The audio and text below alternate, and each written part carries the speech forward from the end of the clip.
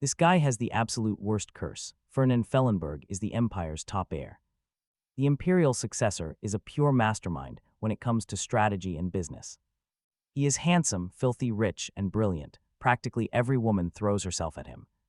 So where is the curse, you might wonder? Well, Fernand got blasted by lightning and saw the future. He is destined to get cast out of his noble household, become a penniless beggar, and die a virgin. He also saw two other minor details. Demonic beasts sealed away 1,000 years ago are about to awaken, plus there is a legendary hero who is supposedly the only savior alive. Now Fernand has only one option left. He must use every shred of his brilliant mind to avoid becoming a broke beggar and maybe, just maybe, handle that demon lord and hero mess on the side.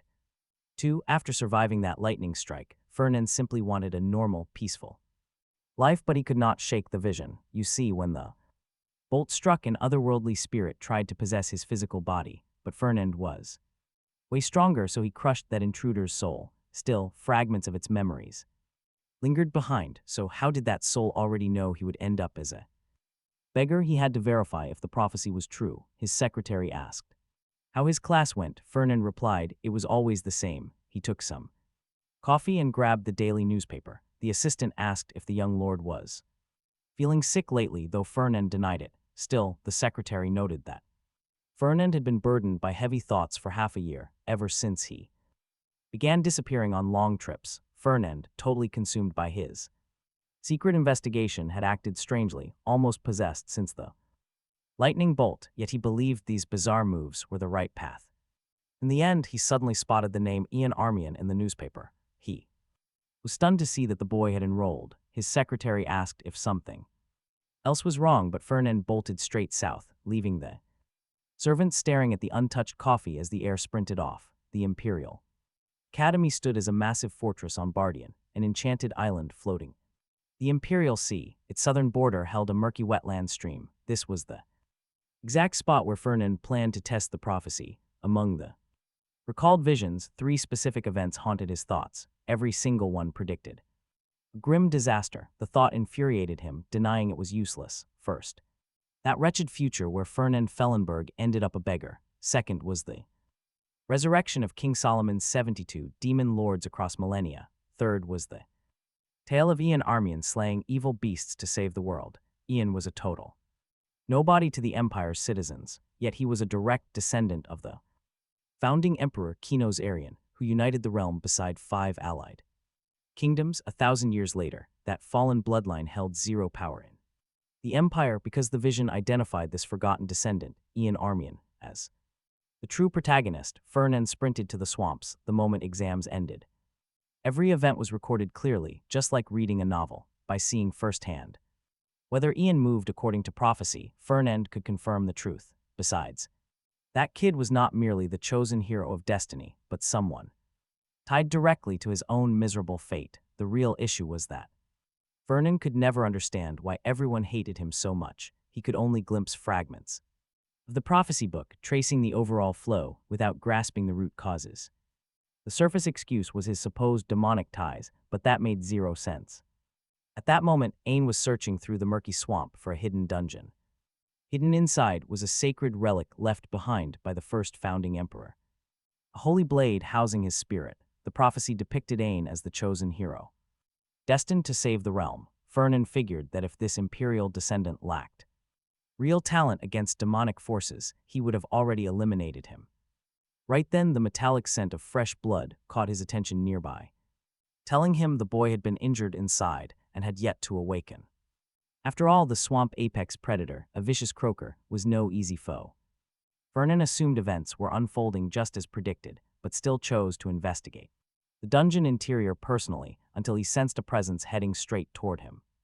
He wondered why Ain was out here instead of clearing the dungeon depths.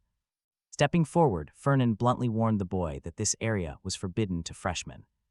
Ain asked how he recognized him, and Fernand replied that he knew the descendant of the fallen Armenian family. Curious about the senior standing before him, Fernand introduced himself smoothly, telling the junior to address him as senior. The boy recognized his name immediately and nodded in respect. Fernand then asked if he had fled from some lizard, but Ain clarified he encountered a deadly croaker. Fernand tossed him an elixir, noting that such beasts only appeared once a year. Proving the kid was just unlucky, he pointed out it was top-tier quality. Far more effective than chugging 10 low-grade flasks at once, when Ain hesitated over the price. Fernand reminded him to call him senior and brushed the money talk aside. He explained that despite his clan's ruin, Ain still carried royal imperial blood. Making this a worthy investment, Ain saw how different the senior was. From the Wicked Academy rumors, bowing with genuine gratitude, Fernand knew this gesture was a complete waste without the prophecy, warning the junior that any other student would report him for trespassing and have him expelled on the spot. He urged Ain to stay vigilant moving forward, taking the advice to heart. The boy moved on, while Fernand masked his mana and concealed his presence. Quietly shadowing Ain toward the dungeon, Fernand observed the desolate surroundings, noting that the young swordsman had already wiped out every monster along the path. Still, the sight of glowing magic lamps felt bizarre in an area devoid of ambient mana, making him suspect something was draining the surrounding energy. Or that these lanterns possessed ancient, self-sustaining properties, he couldn't help but notice how different Ain was from the prophecy's depiction, leaving him hesitant to entrust the fate of the world to him. In the original vision, Ain entered the dungeon battered and bleeding from a brutal fall.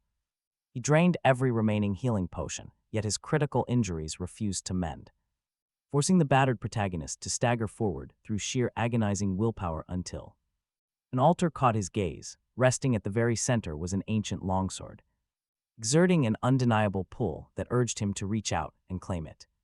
The second Ain grasped the hilt, a blinding brilliance banished the cavern shadows. Fernand watched as the fading light flickered faintly, yet its lingering power remained clear. Lingering magic was unmistakable, from the mark on the altar to the undeniable proof that Ain had cleared the entire dungeon without a single scratch. This proved the prophecy was real, sealing the terrible fate ahead of him. Fernand groaned at the thought of ending up penniless and living in total ruin. Ain Armian was the fated hero chosen to save the realm from demonic forces. Yet he was also the exact person destined to wreck Fernand's entire future. Ain was still an up-and-coming talent, but his personality clashed wildly with Fernand's, always valuing righteous honor over any kind of wealth or material gain. Approaching someone so unpredictable without a plan could spark disastrous trouble, leaving Fernand wondering how he should even play his cards.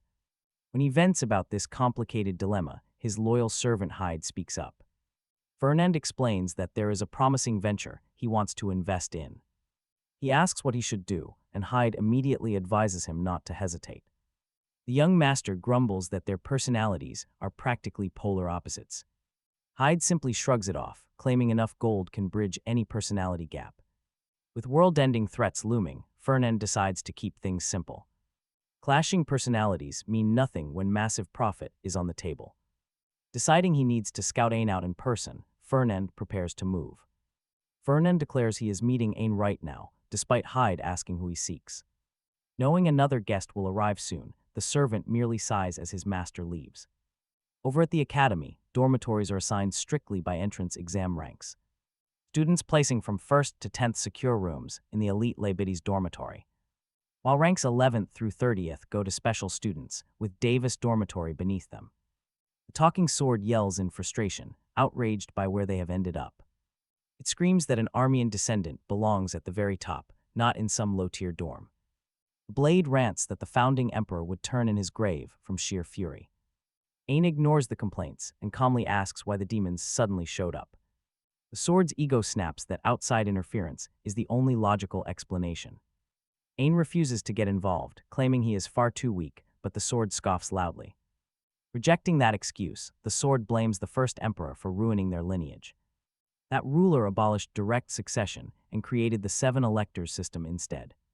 He surrendered most of his army and family lands to the empire, starting a century-long decline that stripped away all their ancestral power. Without those territories, the clan lost its massive wealth and secret techniques.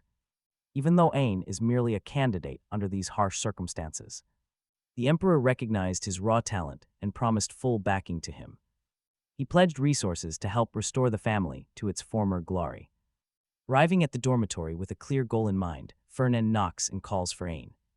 From inside, the young man asks who is there, and Fernand introduces himself as a senior. Ain opens the door, wondering what brought him by, while Fernand asks if he has time. The young swordsman mentions he is free, so Fernand suggests talking somewhere far quieter. He points out that the hallway is way too crowded and noisy for a conversation. Ain asks for 10 minutes to get ready, which immediately annoys Fernand. Fernand grumbles about waiting 10 minutes and threatens to discipline him, but Ain quickly compromises. Ain cuts it down to just 5 minutes, and Fernand agrees to wait outside. He waits outside the dormitory, while the first emperor's spirit asks who that guy is. Ain replies that he is the eldest son of the wealthy Felenberg family, and the spirit snaps back that having deep pockets gives no right to act so arrogant. The blonde swordsman wonders why Fernand summoned him and if he wants potion money.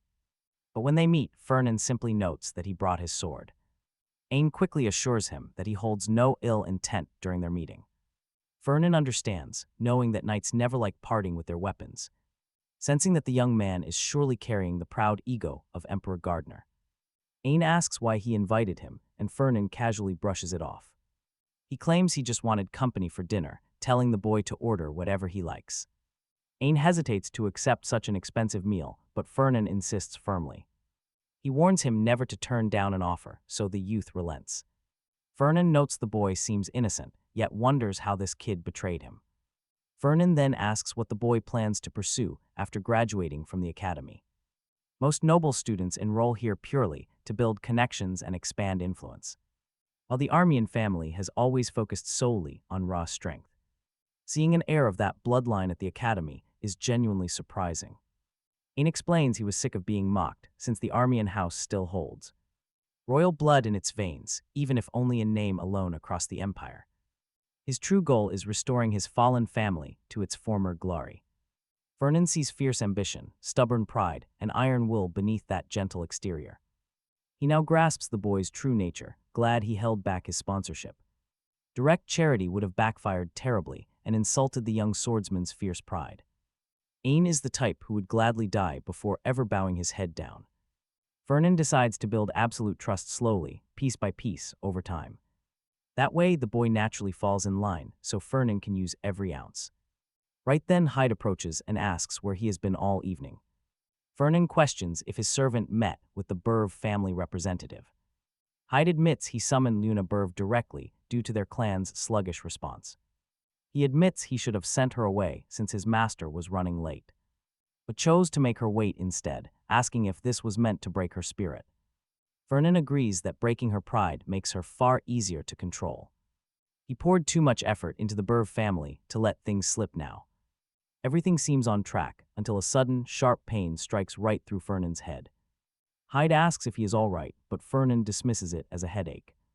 Suddenly, another vivid vision from the prophecy flashes across his mind. A blonde, noble girl wields an unmatched blade in a deadly dance. In the vision, Ain watched her fight, swearing to protect her at all costs. Even with broken wings, Ain vowed to break her free from her abusers. The ones tormenting the girl were none other than the Felenberg family. Fernand realizes this tragedy is why Ain ultimately despises him in the future. He curses his luck while knowing the young woman is waiting right now. Heir flinches in confusion, assuming the curse was directed at him. Meanwhile, Luna Berv stews in frustration over Fernand Felenberg's behavior. He left her waiting yesterday and now summons her again without warning. Fernand watches her through the window, clearly aiming to break her spirit. He senses her deep irritation, recalling that the Berv family was traditionally line of counts, a powerful force guarding the empire's northern border, and one of the 7 prince-electors, yet monster waves dealt them catastrophic damage. With their fortress wiped out along with past glory, the Berv house needed money to rebuild, selling off their golden patent and sacred rights. That was when the head of House Felenberg, Fernand's father, stepped in to help. The Felenbergs possessed elite magic, though their swordsmanship remained quite weak, making this the perfect chance to fix that exact flaw. Though they escaped total ruin, the Bervs still struggled every year. Fernand figured that pushing them just a bit further might force them to yield their magic swordsmanship. He also remembered that Luna, of all people, was destined to be the hero's love interest, wanting both world salvation and romance. Since she was tied to the protagonist, Fernand needed to ensure she did not hate him. He noted she arrived early and apologized for yesterday's incident, claiming he merely got distracted for a split second by mistake. Luna coldly replied that it was always the weaker side facing injustice, even though he denied saying such a thing. She accepted the apology, demanding to know why he summoned her there. Fernand replied she already knew why, since he wanted to win a favor from her. Laying out stage one of his plan, he announced an upcoming joint event between the magic and night divisions, but Luna instantly rejected him. Before he could finish, she asked if he intended to lose, just to become her partner, demanding why he bothered when teaming up with him was useless, especially when she had better choices than someone ranked 10th. Fernand proposed that if she stayed his partner for 3 full years, he would waive all the accumulated interest, provided she accepted him as her personal sponsor. Luna questioned his real motives, and though he tried to explain the joint event's importance, she fired right back, arguing that was not the point. She stressed he wanted her not just as a partner, but also as a sponsored student, despite her being from the swordsmanship division. Fernand argued that most of her funds went home to her family, and it was common knowledge she lived worse than typical commoners, so sponsoring her was hardly an issue. He claimed he merely wanted to back her raw talent. Yet Luna snapped back that high nobles never sponsor their peers. Fernand knew she valued honor and loyalty, acknowledging both families' shared noble status. Still, he considered them unequal since the prestige of the Burv house stood far higher, even if it fell short of royal bloodlines. Luna asked if that was an insult, while Fernand noted that unlike Armenian, this struck directly at the pride between their noble houses. He knew she would accept despite hating it, remarking that now was definitely not the time for foolish pride. Fernand insisted he never lied about her talent, having watched her recent sword dance and finding it truly noble and breathtaking. He doubted she would reject backing from someone who acknowledged her gift. Luna asked what he meant, and Fernand rose, warning her he would not. He showers her with relentless praise, leaving Luna completely flustered and embarrassed. She begs him to stop, but he shouts that simple words cannot begin to capture the perfection of her sword dance, forcing Luna to finally accept his partnership. Back inside her private quarters, Luna's maid reviews the confidential sponsorship agreement.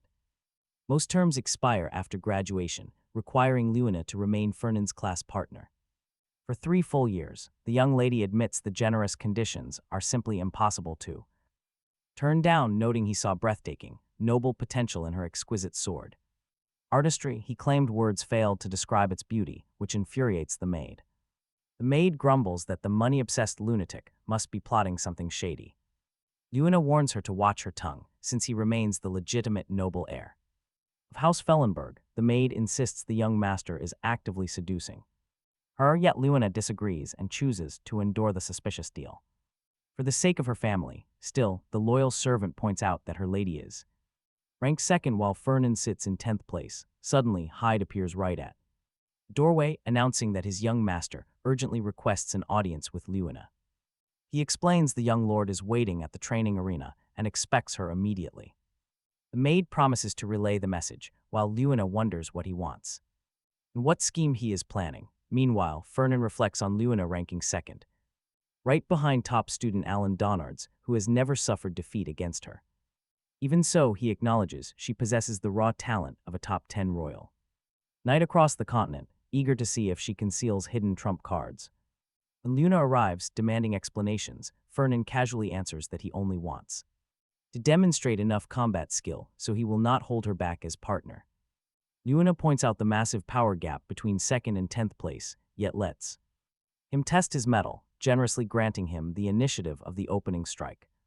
Fernand raises his staff, conjuring floating stone spikes above Luna before launching the projectiles straight at the swordswoman, who effortlessly cleaves them in 2. Luna charges the mage, slicing past obstacles and noticing the wrecked arena. Fernand unleashes crackling lightning magic, forcing Luna to take defensive measures once again, only for him to instantly flash right behind her. He begins casting a destructive wide-range spell that tears the battlefield apart. Luna senses multiple elemental fusions, realizing Fernand has concealed his strength.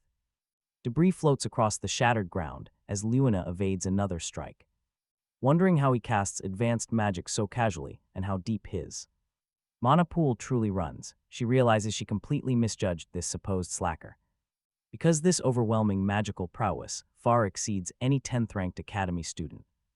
Facing possible defeat, Luina releases a surge of pure aura, impressing Fernand and earning a sly smile. Even the arena walls shudder under the pressure. As spellcraft clashes violently against her elite sword technique, she charges forward. At Fernand, whose staff clatters down, the young master casually announces his full surrender. Luina demands if he is mocking her, but he replies that his mana pool simply ran dry, reminding her an empty mage cannot beat a knight. Luina senses he speaks truthfully, since his magical reserves are genuinely depleted. And he poses no threat empty-handed, having parried every strike thrown her way. Victory belongs to her, yet an unsettling suspicion lingers in her mind. Right then, Fernand mentions he brought a gift and hands it over to her, claiming it as her reward since he heard she has a sweet tooth. He explains the chocolate is infused with his family's signature whiskey, if that is not to her taste. He offers world tree treats or even rare imports instead. Like the famed specialty from Kraken Incorporated, Luina asks if he investigated her. But Fernand shrugs it off, claiming he would never dig that deep for anyone. He simply checked the public records of all the top 10 academy students. Luina scoffs, calling it completely childish to hand out sweets after a duel. Fernand teases that she does not have to take it, yet she instantly snatches the box away, ordering him to stop right there before he leaves. She points out his overwhelming mana and how he effortlessly pushed her to her limit, demanding to know why someone with monster strength pretends to rank merely in the top 10. Fernand simply replies that a true merchant never steps into the spotlight. Back in the quarters, Heir demands to know what went down. Seeing Fernand completely shatter his mana core and amplifier artifact, Fernand admits Luina was tough, costing him his gear and draining her dry. Heir is horrified he blew such legendary treasures, questioning if the girl was truly worth it. Fernand insists it was a crucial future investment, brushing off his aide's panic. He even jokes, asking if the shock from battle fried Heir's common sense. In truth, Fernand knows the intelligence reports did not exaggerate her skill. Her sword style was flawless, making him realize why it was kept hidden. Luina possesses terrifying talent, leaving him to wonder why she avoided top rank, and whether her trash-tier equipment was the only thing holding her back. Heir nervously asks how he will explain losing the coveted Burv secret sword. Fernand admits he feels anxious, asking if the Duke might truly disown him. Heir grimly corrects him, warning his father would probably execute him on sight. Fernand hopes his father would spare his life over a ruined plan. Still, he resolves to write a formal letter first, bracing for the worst possible reaction. He can already picture the Duke collapsing in sheer fury upon reading the report. Pure dread consumes Fernand, and he tries desperately to ignore the impending doom. Several days pass by in tense silence until an official reply finally arrives. Fernand remarks how swift the response was, while Heir braces for disaster. He asks whether his father left any specific instructions inside the delivered letter. Heir shakes his head, solemnly whispering that this feels like his final day. Fernand reassures him, knowing the fallout stems from accusations of devil worship. He thinks his secretary is safe, since the sword incident is entirely unrelated. Believing things will blow over, he prepares to face the Duke in person. Though his father suspects demonic pacts, Fernand cannot reveal the truth about the prophecy. After all, admitting he owns a magical prophetic book would sound completely insane. Heir urges him onward, announcing that his grace is waiting inside the chamber. Fernand realizes there is no physical proof to back up his prophetic visions. If he confesses, his father will claim a merchant fell prey to delusions, flying into a rage over him, dragging the family name into ruin. He must present a worthy alternative to balance the loss of the Burv technique. Stepping inside, his father glares down at him, remarking how noticeably calm he looks. Ivan admits his son looks calmer than expected, wondering if he took drugs or lost his sanity, or if the ancient demon that crushed the first emperor possessed him. Demanding a clear explanation right now, Fernand calmly replies he chose a superior investment in Burv. His father snaps, asking what could possibly beat secret swordsmanship, but the young lord refuses to answer. The family head warns. This is no polite request. He brands him a criminal for wrecking the family fortune, but Fernand simply nods. He insists his stance has not changed. If his father trusts him with the Burv matter, he guarantees returns far greater than any lost sword art. Ivan asks Where this bold confidence comes from, Fernand stands firm, giving no answers. His father calls it pure nonsense, claiming he never raised a reckless heir. The Duke insists the damage cannot be fixed so easily. That warning forces the young man to play his hidden trump card, the prophecy, even though he hated the idea. Fernand counters that this gamble is calculated, pledging to take full blame. He offers every scrap of intel from his private network. Ivan remains doubtful, yet grants his son permission to lay out the information. Fernand reveals a hidden crystal vein sits in Viscount Dona territory east of Mount Eris. His father scoffs, having never heard of this, asking if his son's intel crew is just a joke. Fernand fires back, reminding him that this very team secured that lucky ancient coin. He claims this Eris deposit can wipe out all Burv losses and yield massive profit, describing it as an endless goldmine. He explains that mana crystals hold dense magical energy, making their market price sky high. Fernand has not scouted the area personally, nor confirmed its exact size. Hoping this bluff buys precious time, he adds that House Dona lost a shipment to a storm and stands vulnerable, meaning they can claim the mine if they strike right now. Inwardly, the protagonist plans to feed the prophecy piece by piece to stay safe. Ivan says if it proves true, he can overlook the damage his son caused, but first he must verify the facts. He orders Fernand to focus on his studies until he summons him. Once again, Fernand agrees and leaves, relieved he managed to defuse his father's fury, though he feels his lifespan definitely shrank today. Before he exits, Ivan calls him back to share dinner together. As soon as the door shuts, Ivan admits his disappointment to his secretary. Furious, the Black Turtle failed to uncover Fernand's secrets. The aide apologizes and promises to investigate immediately. Ivan asks for the secretary's honest thoughts on his son, and the man predicts a great merchant. Still, the father harbors doubts about how Fernand discovered the mine, deciding to quietly track his unit to see if they specialize in minerals. The secretary wonders if it involves the Golden Pillar, and Ivan confirms Fernand grasps the true value of raw ore, explaining why he trains in earth magic despite holding immense fire affinity. Still, Ivan repeats that they must verify this rumor first. The secretary remarks that if the young master truly holds the Golden Pillar, their syndicate can expand beyond all limits. Ivan agrees his son always loved profit. He considers the bizarre situation and immediately orders his assistant to investigate Luna Burv and uncover how she bewitched his son.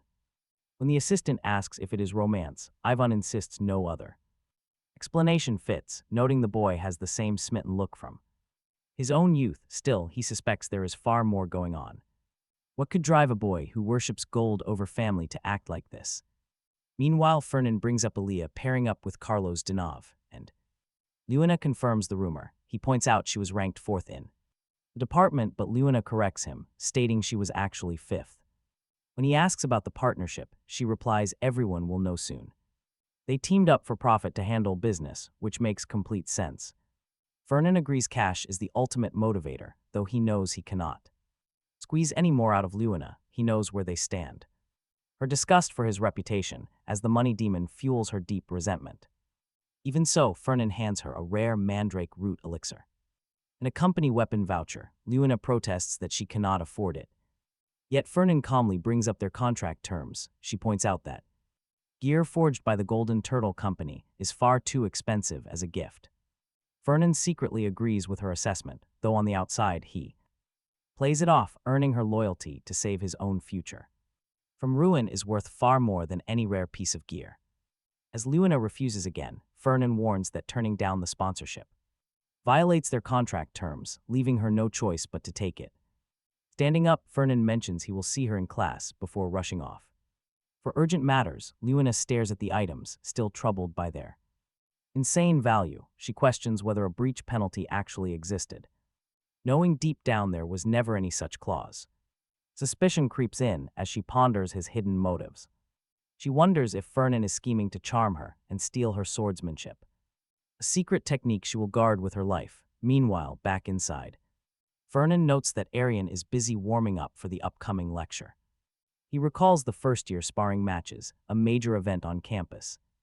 According to the original story, this tournament awakened Arian's sentient blade, kickstarting his streak of victories and his rise as the legendary hero. Just as he reflects on destiny, an unexpected figure approaches him, wondering aloud what brought the infamous Fernand Felenberg to this arena.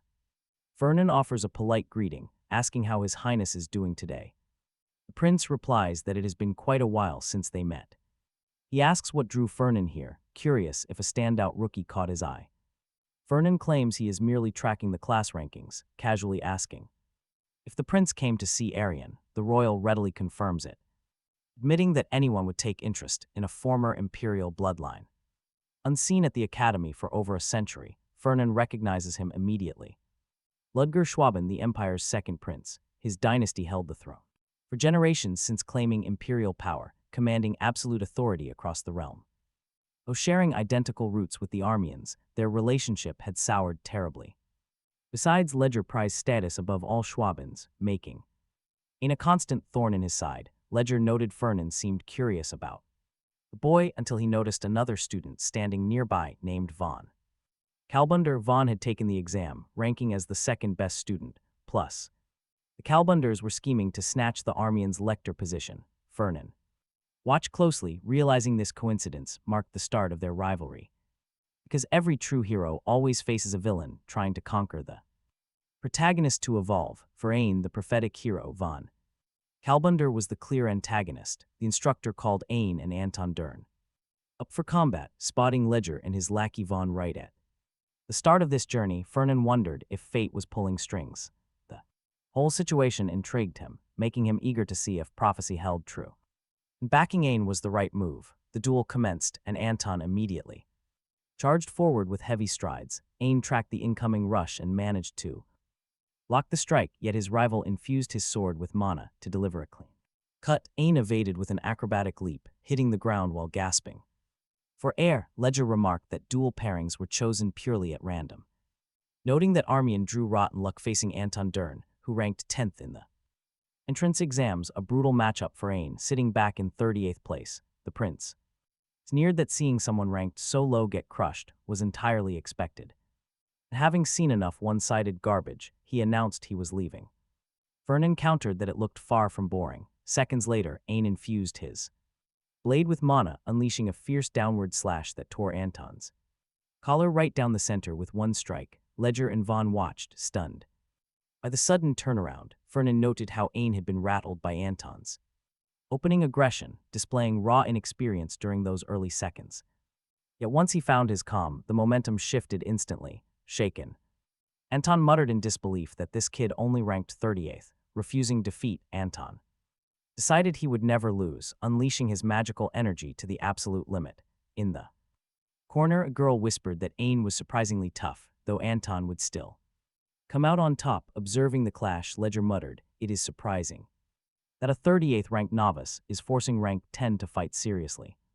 Meanwhile, Fernand observed how fiercely the boy fought despite possessing no inherent status or backing. Anton never really stood a chance against true greatness. Because Ain overflowed with raw potential, the young swordsman blocked the incoming strike and retaliated smoothly, while Fernand watched the display, noting how this harsh academy never favored him. Even so, Ain Armian stood apart, the one chosen by the prophecy and the rightful protagonist of this world.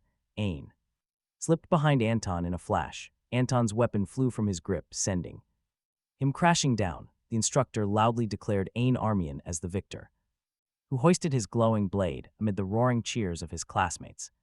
Soaking in the triumph, Fernand smiled inwardly, seeing the prophecy proven right and his instincts validated. He simply needed to nurture Ain into a staunch ally, ensuring he could also win over Luina. Meanwhile, students in another class wondered if they had officially formed a duo, leaving everyone wondering why Luina agreed. Fernand complained about drawing so much attention, but she told him people would eventually move on. He asked if she had tried the elixir, swapped out her gear, and liked the upgrades. Luina recalled how thrilling testing everything was, simply replying that it was not bad. Soon, Professor Rosalia stepped up to the front, checking if everyone was present.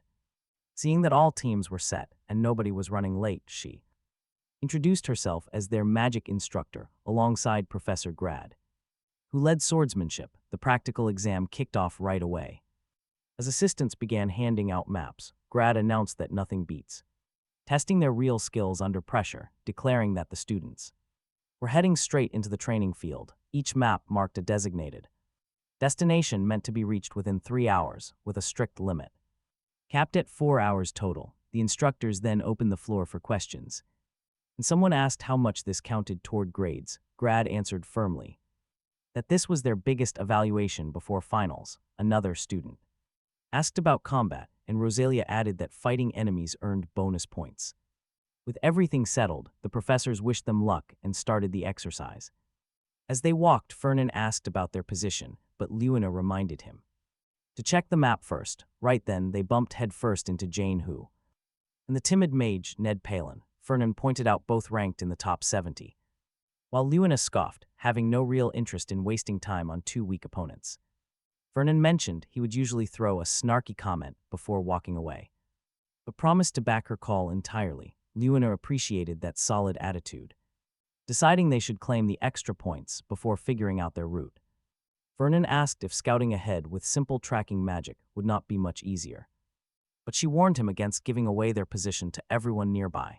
Ned frantically whispered to his partner that this was their chance to run. Luna leapt forward in a graceful aerial move, warning that those bonus points were hers.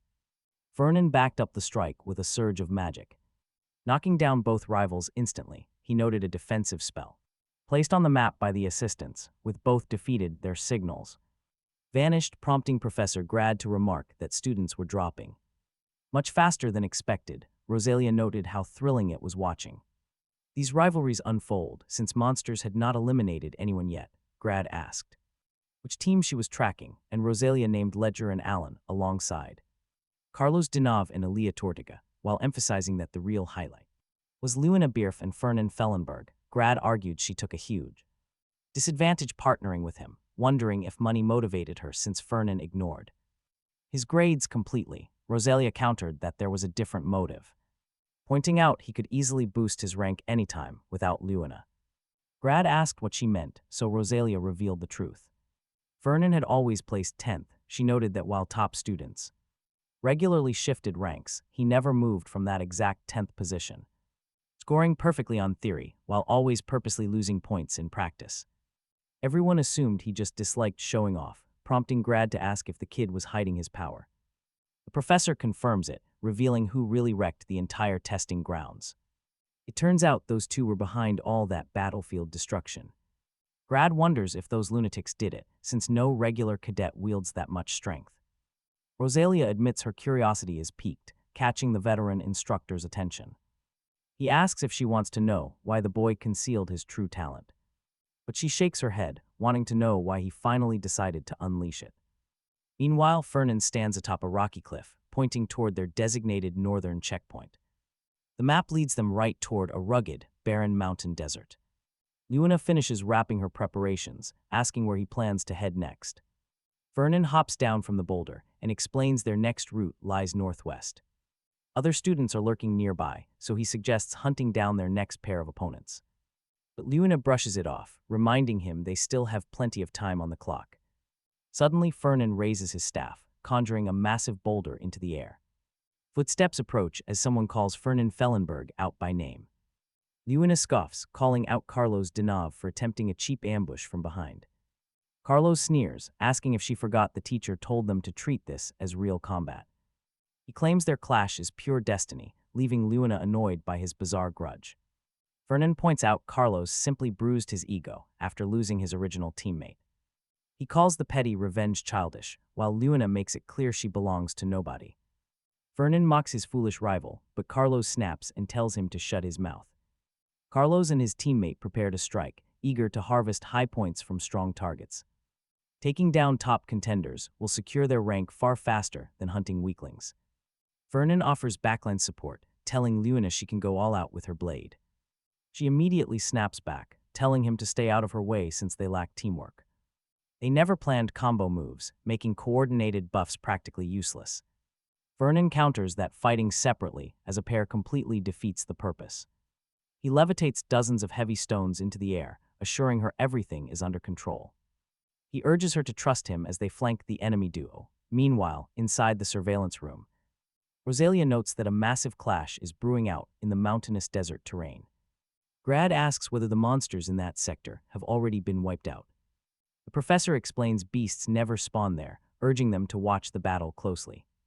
Grad realizes these are the exact two standout pairs the instructor hyped up earlier. It serves as the ideal test to witness Fernand Felenberg's hidden power. As battle erupts, Fernand unleashes support spells to let Luna charge forward freely. Both sides advance aggressively, but Luna suddenly feels an odd surge flowing through her. Her body feels feather-light, making her realize Fernand is actively buffing her mid-stride. Casting on the move is no easy feat, yet Fernand flashes a cheeky wink. His smug remark infuriates Luna just as Aaliyah lunges with a lethal blade. Luna leaps back to evade the blow, knowing full well she cannot afford any distractions. She focuses on eliminating her target, parrying the incoming blade with a loud metallic ring. Luna pours on relentless physical pressure, but Carlos unleashes a crackling bolt of lightning magic. Luna spots the incoming lightning spell, instantly reinforcing her sword to deflect the blast. A paralysis seizes her limbs, prompting Aaliyah to smirk, claiming victory is already hers. Luna scoffs at the trap, gathering her explosive aura to break free instantly. The enemy charges forward, but a boulder suddenly intercepts the incoming strike. Leaving Carlos baffled, Luna suddenly materializes right beside Fernand in total shock. Fernand explains it is a newly developed spatial spell created by his family, designed to swap positions between two objects sharing the exact same weight.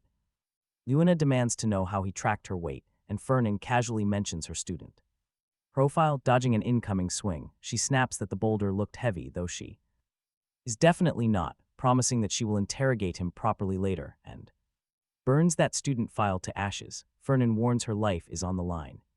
Unless she holds on tight and matches his movements, Luna assures Fernand she will handle Aaliyah alone, letting him focus entirely on Carlos. Fernand just grumbles about having to roll across the rough dirt. Moments later, he spots a magic circle forming overhead, wondering why Carlos held back his signature lightning specialty until now.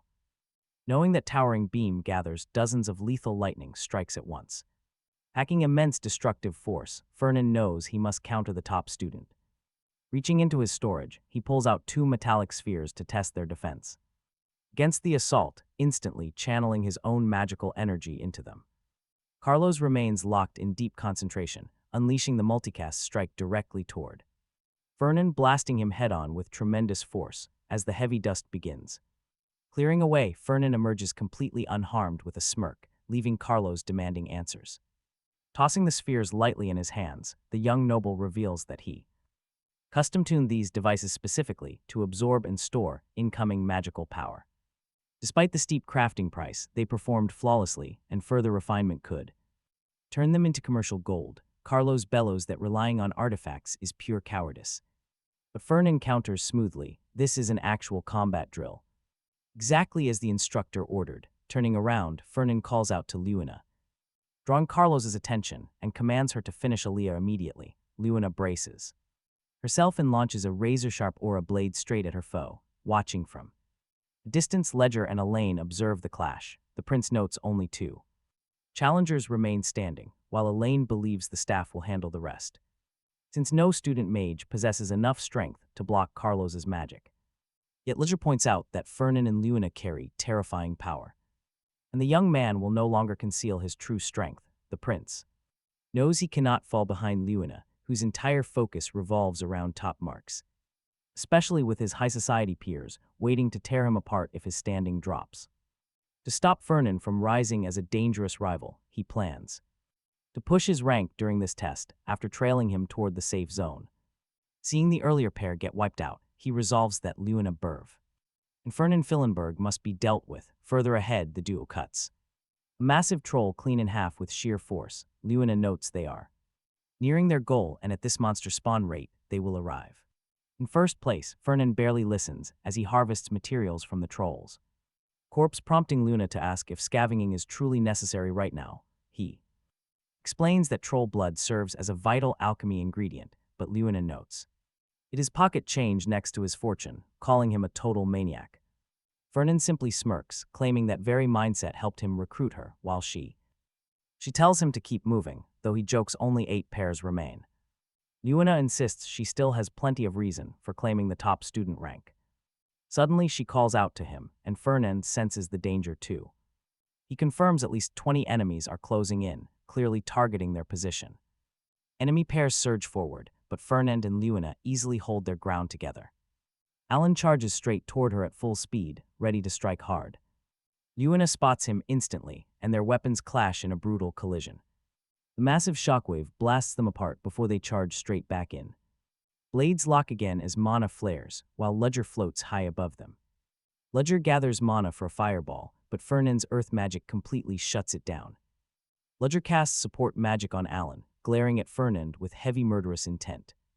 Their spells collide midair with raw power, triggering a deafening, violent clash. A massive blast rips straight through the combat arena with devastating force. Ludger remarks that he only planned to watch, yet half his squad got crushed. He claims this brutal style does not look like Fernand, who quickly shoots back. Fernand simply replies that he is taking first place no matter what happens. Ludger scoffs at that, proposing they settle this standoff without further bloodshed. With under an hour left, brawling now might keep everyone from finishing in time. He proposes taking first place with Alan, letting the others happily settle for second. Luna fires back that she would rather go down swinging than surrender victory. Fernand firmly agrees with her, shutting down any chance of a peaceful deal. With talks dead, Ludger unleashes blazing fire magic to test Fernand's actual limits. Fernand smiles, saying he has been waiting for this exact moment. A glowing magic circle erupts beneath them, lifting the earth into the sky. Fernand's spell completely warps the terrain, transforming the entire battlefield around them. Their opponents scream that it is an ambush and scramble frantically to escape. Massive boulders slam shut, trapping Alan and Ludger right where they stand. Luna watches in awe, asking why he held back such an insane trick. With the exam finished, Grad steps up and congratulates the survivors. He announces Luna Burv and Fernand Felenberg as the official first-place champions. Ludger and Alan take second, while Fernand and Luna celebrate their hard-fought win. Luna remarks that their rivals fought well, since they never actually broke Alan. Fernand reassures her, noting first place was already locked in from the start. Luna beams, admitting that claiming top rank for the first time feels incredible. Grad wraps up the test, ordering everyone to group up and head back. Heading toward the academy, Luna casually asks if Fernand knows the new rookie. She mentions meeting Ain't Armian during late-night training and finding his style fascinating. She compares him to when she secretly watched Fernand practice sword techniques. That comparison hits Fernand hard, triggering an immediate sharp pain in his head. A vision of prophecy floods Fernand's mind as another future piece unlocks. He wonders what is happening and whether the timeline has already begun shifting. In the prophecy vision, Ain't screams at Luna, demanding to know her plan. She declares that while she is not his knight, she will protect him. She vows to act as his shield, charging directly toward the demon Andromeus. Watching her leap into battle, Fernand wonders if destiny is rewriting itself again. Inside the vision, Luna wakes up in an infirmary, and Ain claims he rescued her. They are weeping and protesting that rivals tried to tear down the Birch family. Due to the Felenberg nobles, Fernand boils with rage in the vision, thinking, "This kid has nerve speaking to a senior like that." Then Fernand snaps back to reality. Luna quickly asks if he feels sick after suddenly passing out on the spot. The young man insists he is fine. Rosalia asks if he needs medical care. While Grad snaps that he must toughen up, Fernand silently reflects. That Ain and his followers began viewing him as a genuine enemy right then, he wonders. Why another ominous prophecy regarding Luna suddenly flashed through his mind. He knows that Andromalius ranks among the 72 demons destined to descend upon the world. In the coming days, riding in the carriage, Hyde praises Fernand for taking top rank. The exhausted noble admits he drained his stamina, so his aide suggests he rest until they reach Leobides during the quiet journey. Fernand ponders Andromalius, the 72nd demon, described as a man with black hair. Dark eyes and a serpent coiled around his right arm. He knows that is the sole detail recorded, since people now dismiss demonic beings as ancient myths. Erased long ago by the Emperor, still, he assumes that even without clues, Ain could eliminate them all single-handedly, making the threat seem almost trivial. Yet Luna suffered severe injuries in that battle, remembering that grim outcome. Fernand hesitates over revealing the truth, doubting whether she would actually believe his warning. He recalls attempting to bring her over before, remembering when Luna asked if he was feeling well. Back then, Fernand had asked whether she believed demons existed, prompting her to ask why he brought up such nonsense. Fernand urged her to answer honestly, and Luna agreed because demons were part of local history. In fact, she mentioned rumors that those dark entities still roamed the region to this day, yet she jokingly asked if he bumped his head during sword practice, making Fernand feel like she brushed him off as insane. He realizes that if he can track down physical proof of demonic presence, he can finally win her trust. Exactly 1 month from now, during first-year night training, Ain will crush Vernon Calberton, the Academy's second-ranked elite. Following that defeat, nobody can challenge Ain again, while the fallen rival loses his status, pride, and noble backing. Ultimately, Calbert will fall victim to demon possession, marking the very first indirect appearance of those monsters. Fernand realizes that if he exploits this incident properly, gathering allies for the coming war will be far easier. With tangible evidence in hand, he can build a solid foundation to push his strategy.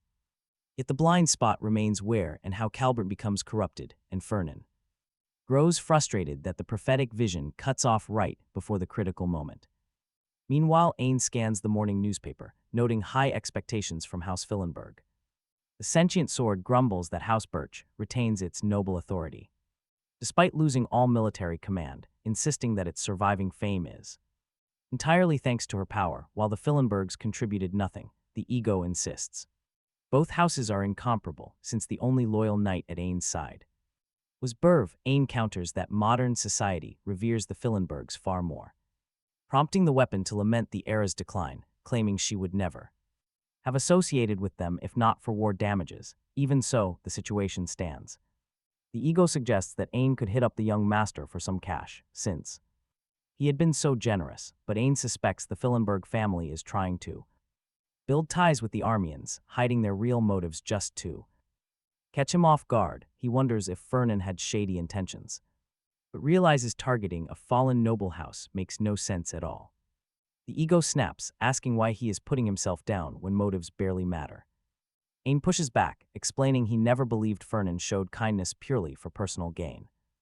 Back when Fernand first arrived, he offered a potion after watching him get injured by a monster. Ain insists the heir showed no hidden scheming, only genuine concern, arguing that begging for handouts destroys honor. Besides, trust cannot be bought. The ego shrieks in sheer frustration, whining that even the former emperor had backed them with wealth. Yet now they can barely afford a single decent meal. The spirit argues that the Felenbergs never give charity for free, ordering Ain to quit complaining and pay them a visit. So Ain heads to Fernand's dorm, asking for a quick audience. Hyde steps forward, explaining that the young master runs an entire merchant guild alongside his academy studies and stays extremely busy. Ain apologizes and clarifies he is not just some random guest, but Ain Arian himself. The assistant replies that he already notified Fernand, but his master is tied up, forcing Ain to turn back. Ain accepts this, telling the ego on his way out that he would have asked if Fernand were free, but he only ended up disturbing him. Inside his private office, Fernand considers the unexpected visit, noting that the bait had not been seasoned quite enough yet. Hyde walks in, reporting that he turned Ain away just as ordered. The aide asks why he dismissed the guest after keeping such close watch on him for so long. Fernand answers that meeting him directly would seem unnatural, even if their ultimate goals align. He knows Ain shares that sentiment, but accepting him now would feel out of place, especially when Ain cannot offer any real value yet. Fernand adds that Ain was clearly hesitating, and that he will reel him in once genuine trust forms. Hyde questions if it is truly necessary to go this far for the heir of a fallen clan. Fernand counters that the youth possesses rare talent and will prove to be an invaluable ally. The secretary worries they might lose him completely after sending him away like that, but Fernand confidently assures him that an opening is bound to appear soon.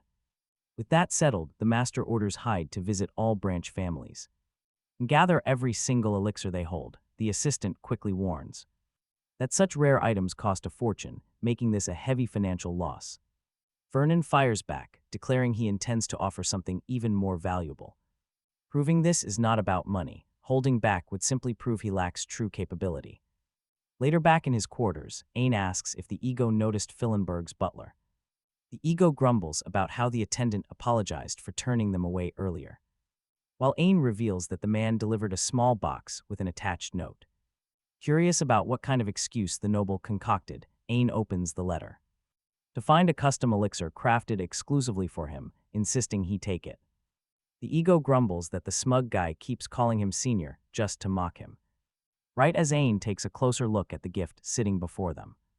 As he inspects the rare elixir in shock, his inner ego asks what is happening, realizing it is the heart of a sacred bird, tailored perfectly for his light-aligned sword style that channels divine light. The boy realizes that Fernand was actually quite thoughtful after all, wanting to meet him properly later. Ain still cannot believe a noble like Fernand favors him, choosing to train even harder to live up to those high expectations. Days later, Fernand asks for the duel results, and Hyde reports that Ain defeated von Kalbund. Von had sharper sword skill, yet Ain's sheer aura completely overwhelmed his technique, proving to Fernand that the prophecy was unfolding once again. He asks if that victory came from the elixir he sent over. Hyde considers this, noting the potion definitely helped, though the opponent likely would have lost anyway. Fernand remarks that no one can say for sure, recalling how the prophecy warned that after this defeat, the loser becomes possessed by a demon, giving him the ideal chance to find undeniable proof of such dark creatures. With this in mind, Fernand orders Hyde to monitor Byron closely for a while. The attendant confirms he will track everywhere the target goes, everyone he meets, and every conversation, knowing the young master needs full intelligence. On him, 2 full weeks pass under strict surveillance on Von, but nothing unusual happens. Sensing something is wrong and a larger scheme might be brewing, Fernand wonders if Hyde is slacking off on duty, since the core of the prophecy revolves around the demon. If that detail proves false, he must rethink everything he knows. Meanwhile, after tasting defeat against Ain, Von harbored deep resentment before facing him again in the midterms. The outcome was already sealed, as Ain refused to drop his guard against a familiar foe, backed by the battle experience of the former emperor. He held absolute dominance. Walking away from the fallen noble, Ain was unaware that demonic energy was creeping in to corrupt his rival body and soul. Fernand jolts awake with these visions, wondering if dawn has already arrived. He notices he slept surprisingly soundly, despite receiving these ominous prophecies.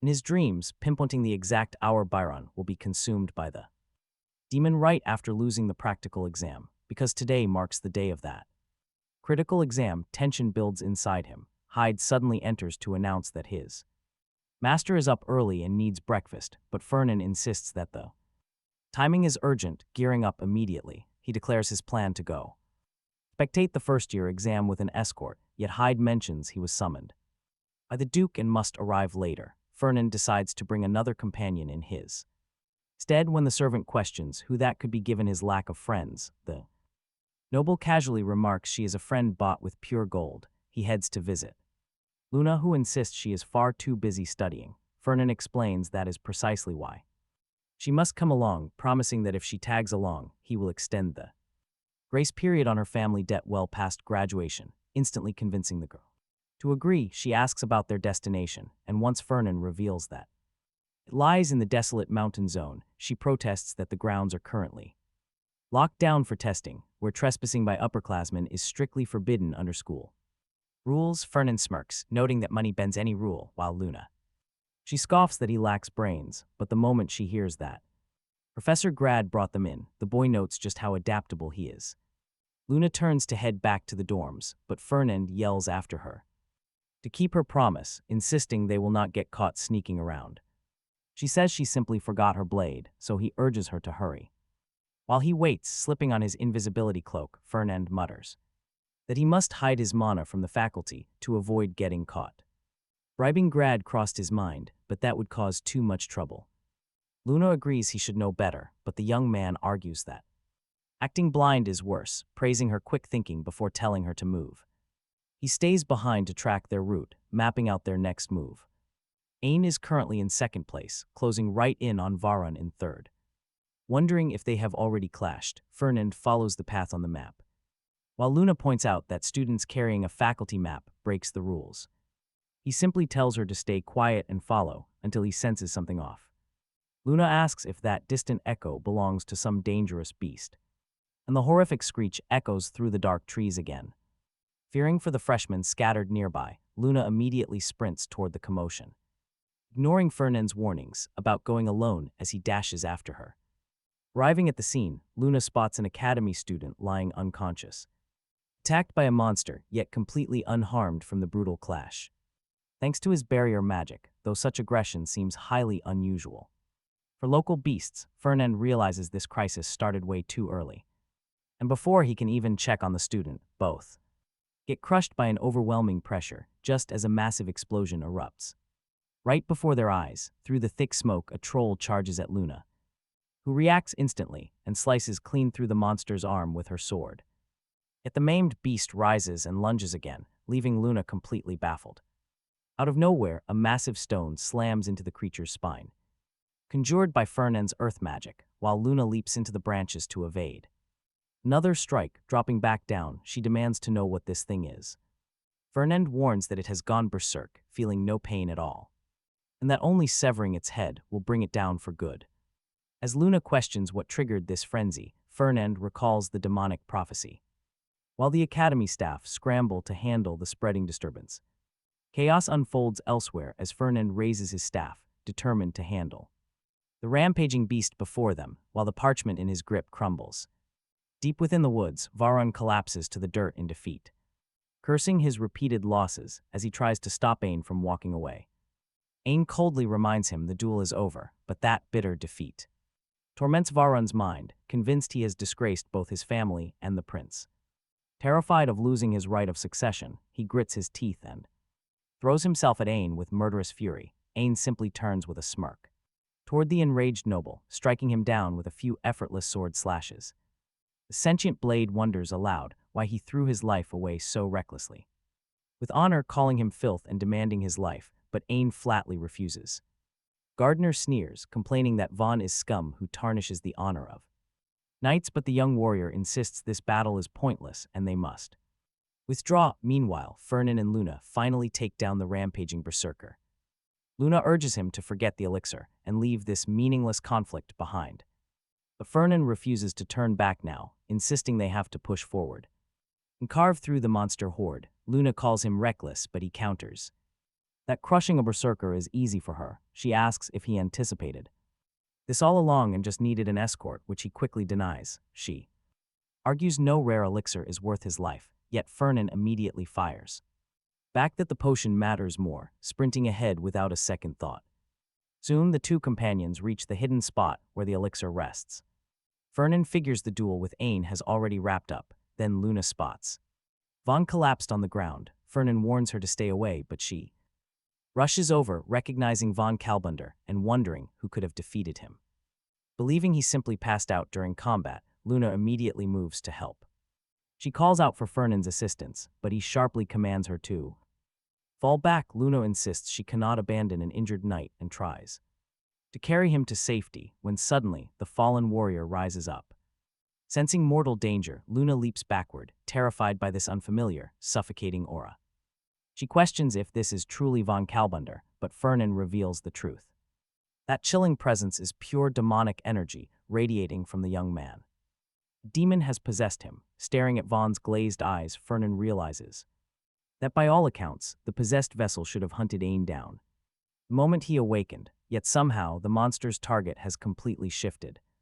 Shocked, Luna gasps at the demon's arrival and demands an immediate explanation, wondering how Fernand knew this while he keeps his eyes locked on Vaughn. Seeing the boy's mind has already been swallowed by darkness, Luna declares they must subdue him first, but Fernand catches her arm and firmly tells her to hold out for 10 minutes. When she turns back, Fernand has already vanished. In that split second, Vaughn lunges forward, charging directly at her. Luna evades the ferocious blow, trying desperately to snap him awake. Vaughn slashes his blade, coated in sinister demonic energy, forcing Luna onto the defensive under overwhelming pressure. Feeling his sheer power and sensing imminent defeat, she unleashes her own aura to blast him away. The possessed warrior crashes down, and Luna instantly follows up, leaping in to drive her knee into his chest, ordering him to wake up.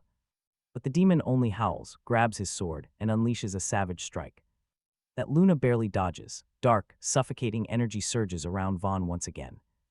Luna channels raw power into her blade, meeting his relentless charge head-on. Their blades collide violently, unleashing a massive shockwave across the battleground. The swordswoman stumbles backward, realizing her inner strength is draining rapidly under the demonic corruption. Trapped as her energy slips away, she suddenly catches a terrifying shift in Vaughn. She cries out for Fernand, whose voice rings out, commanding her to run toward him as the demon turns. A groan escapes, but the warrior vaults off her opponent's head for momentum and bolts. Fernand signals a quick escape route, while the girl demands answers about his sudden disappearance and why he bailaed. The mage plainly replies that their enemy is a demon. Luna grumbles that the mage ran to save his own skin and left her behind, but Fernand claims he was prepping a deadly trap, knowing this monster wouldn't fall easily. The moment Ven steps onto it, spot packed with mana, the trap triggers. Rocks shoot violently from the earth while a glowing magic circle forms overhead, trapping the possessed boy in midair and blasting him with relentless flames. Luna calls the strike pure overkill and fears for Calbun's life, but Fernand promises he will survive, telling her to just watch. Yet the blast only enrages their target, who unleashes an even thicker wave of demonic energy, while Luna tries to bring up something odd about the fight. Fernand already regrets burning through that costly resource. Pulling out a mana crystal, he begins another incantation, swallowing the demon in flames until a massive fire pillar completely engulfs the target. Varun crashes hard against the earth right after. Fernand declares the whole operation a success, but Luna asks if it was truly necessary to waste such expensive gear. Fernand argues that desperate times forced his hand, though. The girl insists they could have crushed the opponent if they fought together. Fernand fires back that the raw demonic power was overwhelming. Luna agrees. The aura felt strong enough to destroy the world, but reminds him their opponent is still just von Kalbunder. Right then, the mage realizes his massive mistake. He suddenly remembers that Vaughn is the destined hero who will save the world, yet hasn't awakened his true powers yet, meaning Luna is far stronger than him at this stage. Because Fernand fixated entirely on the word demon, he overlooked this key detail and blew a fortune preparing those costly traps. Luna notices Fernand's eyes go completely blank as the mage silently mourns the massive financial loss. Just then, the demon rises and lunges forward with a vicious leap, but Fernand drives a heavy fist straight into his face. The boy drops cold to the ground, while the mage mutters how useless this demon was. Sometime later, Varun wakes up, assesses the aftermath, and asks if any of this is real. Fernand presents a recording crystal showing the entire brawl, insisting the footage cannot be faked. Vaughn admits he remembers nothing. After the battle began, Fernand explains that upon losing control, the young noble was possessed and turned on them. Vaughn protests that he never met any demon, but Fernand insists his battered body tells the whole brutal story, having been violently cratered into the ground, pierced by countless magic arrows and scorched by an infernal fire pillar. Ven only survived thanks to dark demonic energy shielding his body. Fernand points out the massive pile of resources spent to subdue him, and Varen readily promises to pay for the damage. However, Fernand fakes severe emotional trauma, forcing Ven to cave. Fernand then announces he only needs one simple favor and orders the young noble to sign a contract to bury the incident completely. Von balks, asking if this is basically a slave contract given terrible terms. Fernand snaps that he clearly lacks gratitude for this mercy and threatens to deliver the damning crystal straight to the Inquisitors. They serve directly under the Emperor, tasked specifically with dealing with demons.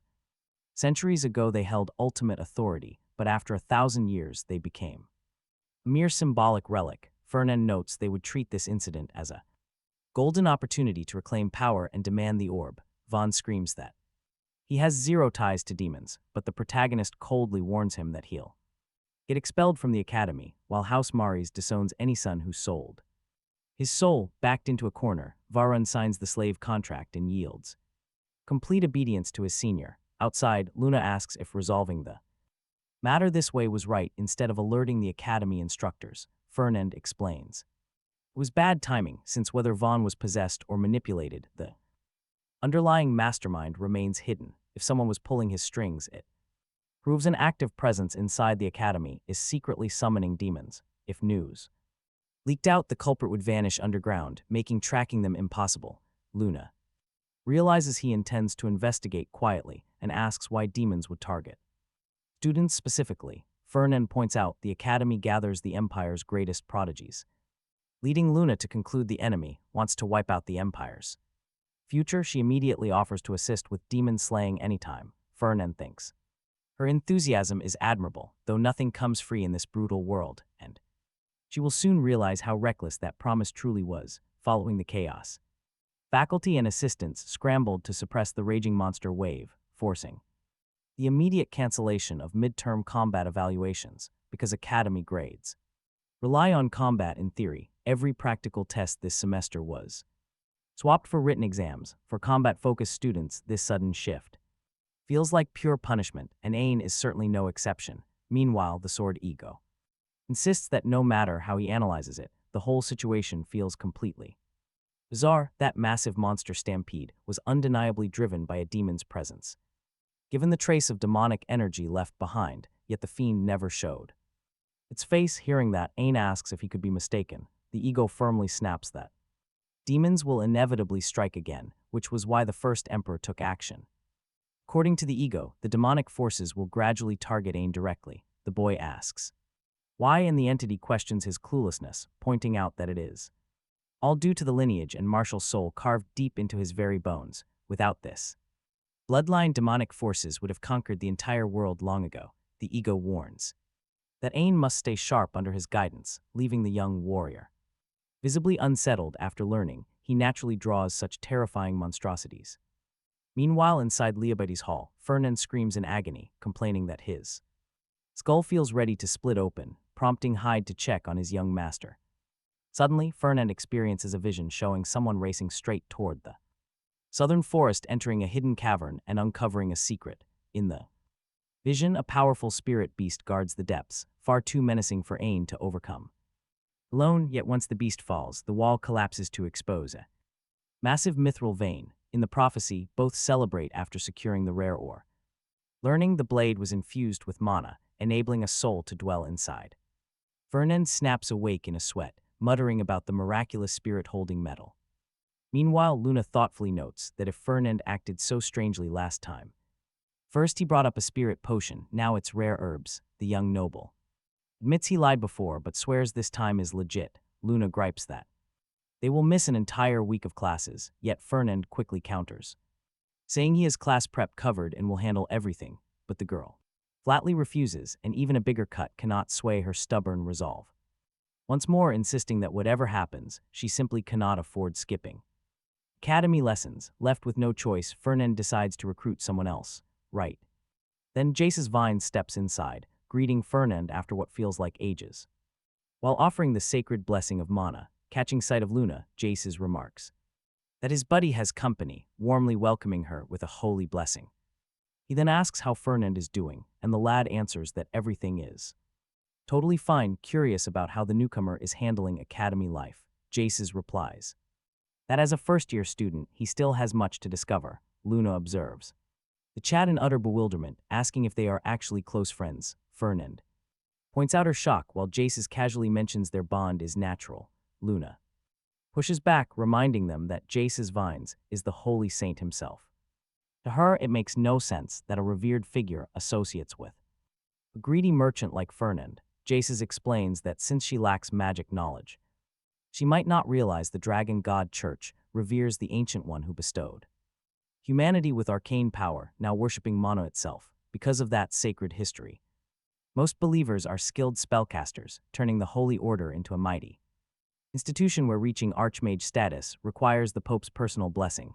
Luna snaps that she already knows, yet still demands to know why they are this tight. Jace's clarifies that being run by mages requires massive funding, and the Felenberg family stands as the main patron supporting the church, supplying endless enchanted relics through their merchant guild. Jace's jokingly adds that the wealthy heir is his big backer, while Fernand smirks that seniority matters.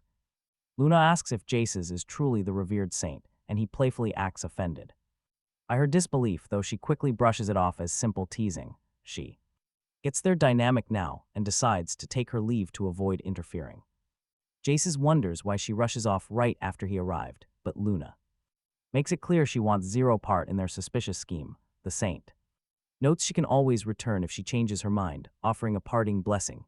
As soon as the door shuts, Jace asks why he was summoned, and Fernand answers that he needs extra hands gathering rare spirit herbs. The saint chuckles, asking if Fernand plans to hoard all the bounty for himself, but Jace questions why they must harvest during training when, with their unmatched prowess, they could sneak in beforehand and take everything. Fernand counters that he investigated thoroughly, yet still has not pinpointed the exact location. In theory, the prophetic intel is sufficient to narrow down the zone, pointing directly towards 7 lakes across the southern forest. He has been tracing mana signatures beneath each lake to locate the Orvan, yet has found no mithril traces. Clearly, the cavern is concealed by powerful illusions, making the search a massive headache. Jace reminds him that unauthorized students face strict bans with so many eyes watching, but Fernand calmly clarifies that was precisely why he volunteered as an assistant. Fernand mentions that the requirements are tough. Jace points out how unusual it is for a sophomore to assist, but Fernand replies he joined simply because the rules allowed it. Jace praises his sharp scheming and approves the plan, agreeing to join the squad on one condition: Fernand must pay him a massive bounty. While Fernand curses his greedy ally internally, Jace pulls out an official contract. At the training grounds, the sentient ego tells A about another plan, using rare spirit herbs near Eastern Farden Lake. He explains they must make the encounter look totally accidental, so they need to roam the area first. The ego asks whether A is even listening, but the boy notices his senior standing nearby, working as an assistant as well. The ego points out no money is offered here, so it figures the senior just wants extra credits and decides to call out to him. Suddenly, Grat cuts in, warning that training begins in 30 minutes and assistants must get into position, leaving the young swordsman whining about missing his chance to talk. Meanwhile, elsewhere in the forest, Jace finishes styling the decoy doll and tells his partner to provide blood and mana. Fernand drips a few drops onto the mannequin, watching it transform into his exact likeness. Jace calls the clone convincing, boasting that he graduated at the top of his academy class and used this exact illusion to constantly evade the Pope. Fernand asks if the Pope actually fell for it, but Jace admits no, explaining the legendary archmage still took several hours to catch on to the fake. It remains doubtful even today. Satisfied with the clever disguise, Fernand stands up, marveling at Jace's pure genius for duping the greatest magician on the continent. He realizes such a powerful ally would prove invaluable to it down the line, yet finds it baffling that Jace was never mentioned in the grand prophecy.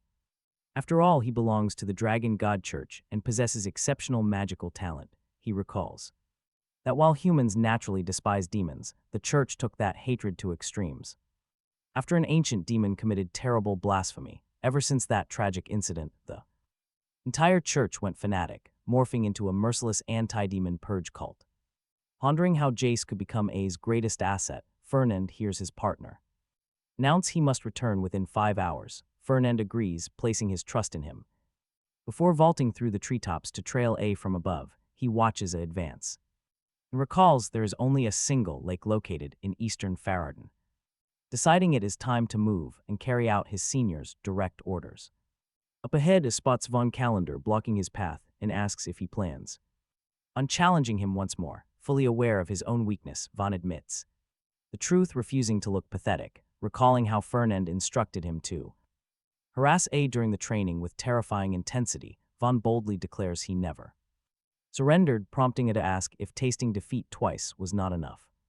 Noble swordsman snaps back that losing twice or 100 times changes nothing, since his reputation was shattered and he will fight to reclaim his honor. The ego notes how the young knight's unyielding spirit keeps rising despite repeated losses, praising his relentless drive and urging it to take him on.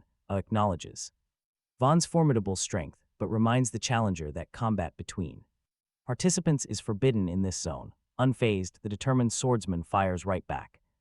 Means nothing compared to losing his honor, insisting he fights purely for pride, while the talking sword complains about how embarrassing this entire scene has become. Fernand watches from a distance, satisfied that Varen is handling things quite well and Should keep at it. Leaping down from the branch, he heads off to handle his own mission. Scanning the quiet lake, he notices the area is completely empty, meaning that if he hunts for the mithril now, making noise will not be an issue, he considers.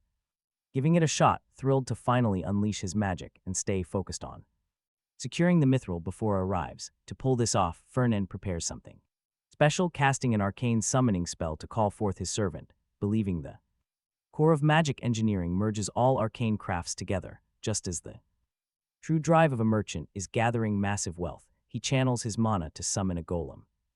He dubs the construct James for now and commands his new minion to find the mithril. Meanwhile, Von barks that it will never get past without beating him, finds the whole clash irritating, deciding he has had enough of Von acting like a petulant child. The young noble from the Kalbenderer family recalls his master ordering him to stall for at least 1 hour, questions his bizarre rambling, but Von whines that it always disrupts people and ruins lives, eager to fight. He urges it to hurry up and attack, only to take a brutal front kick from A, who openly doubts his sanity. Varun flies backward, crashing hard against the dirt, yet still brags about being truly unhinged while demanding a duel. Then he suddenly realizes that it vanished. Glancing down at his watch, Varun sees that 1 hour and 10 minutes have passed, figuring his job is done and he is finally safe. Inside the cavern, A is glad to ditch Von. He recalls that dueling violates the rules, and that wasting time fighting would never help him track down what he came for. His ego sword agrees it was obvious. Moments later, a senses something odd in the vicinity, detecting a strange aura beyond the spiritual herb they were hunting for. The ego instructs the boy to look down and check the radiant spirit petals, prompting it to confirm they hit the right spot. Meanwhile, down in the flooded cave, Fernand grins with excitement upon discovering a rich vein of mithril ore right beside his golem, James. Back above, realizes they have a serious problem because despite spotting the herbs, no one would dare harvest them with such a terrifying beast lurking nearby. The sword admits it never expected to find a sea dragon sleeping here and urges him to retreat for now. He wonders what would happen if he fought it, but the ego warns that the beast would easily devour him whole, considering it scales far beyond the boy's current power level. Suddenly, the cavern trembles as loose boulders crash right onto the dragon. The behemoth stirs awake and rears up, triggering frantic warnings from the ego. Understands a clash is unavoidable as he locks eyes with the massive creature. Resolving that he has to take it down, the ego screams for him to turn back. Given their massive gap in strength, as the beast lunges forward, the ego yells for him to flee without looking back. A leaps high, cleanly evading the ferocious charge and readies his blade for a spinning strike across the dragon's armored skull. In retaliation, the serpent whips its massive tail directly into A's flank, sending the young warrior skimming across the water before snapping his eyes wide in shock. The beast unleashes a deafening roar, forcing it to shroud himself in protective aura against an incoming blast. A blast of water erupts from its maw, and the swordsman braces his blade against it. He digs his heels into the dirt, yet the serpent's raw power shoves him backward and sends them both crashing down into the cavern's lower depths. Up above, hearing that thunderous impact, Fernand grumbles over the racket and wonders if the water dragon has awakened. Even with all that food fed to it, he decides not to provoke the beast. Knowing demonic possession is at play here, he figures Ain hasn't missed his chance to awaken through prophecy, so Fernand remembers that this was why he gave the boy the holy bird's heart, believing the kid will survive. Fernand tells James to pack up and leave. Meanwhile, Ain grips onto a rocky ledge, coughing and whining about nearly dying on the spot. The ego reminds him that he was told to run, but Ain snaps back that the dragon was clearly aiming for the kill. The spirit retorts that without the collapsing floor, he would have ended up as monster food. Ain wonders how he survived that brutal fall, and the ego credits the holy bird's heart given by Felenberg. Looking up, Ain spots the spirit herbs unharmed above, but realizes climbing back up there will take him an absolute eternity. Right then, the ego senses a weird presence nearby, though Ain can't feel a single thing. Even so, they press onward until Ain asks if this is the right spot. With nothing in sight, the spirit swears something is buried right beneath them and orders the boy to dig immediately. Ain follows the spirit's command, shifts a heavy boulder, and uncovers a glowing ore vein that dazzles his eyes.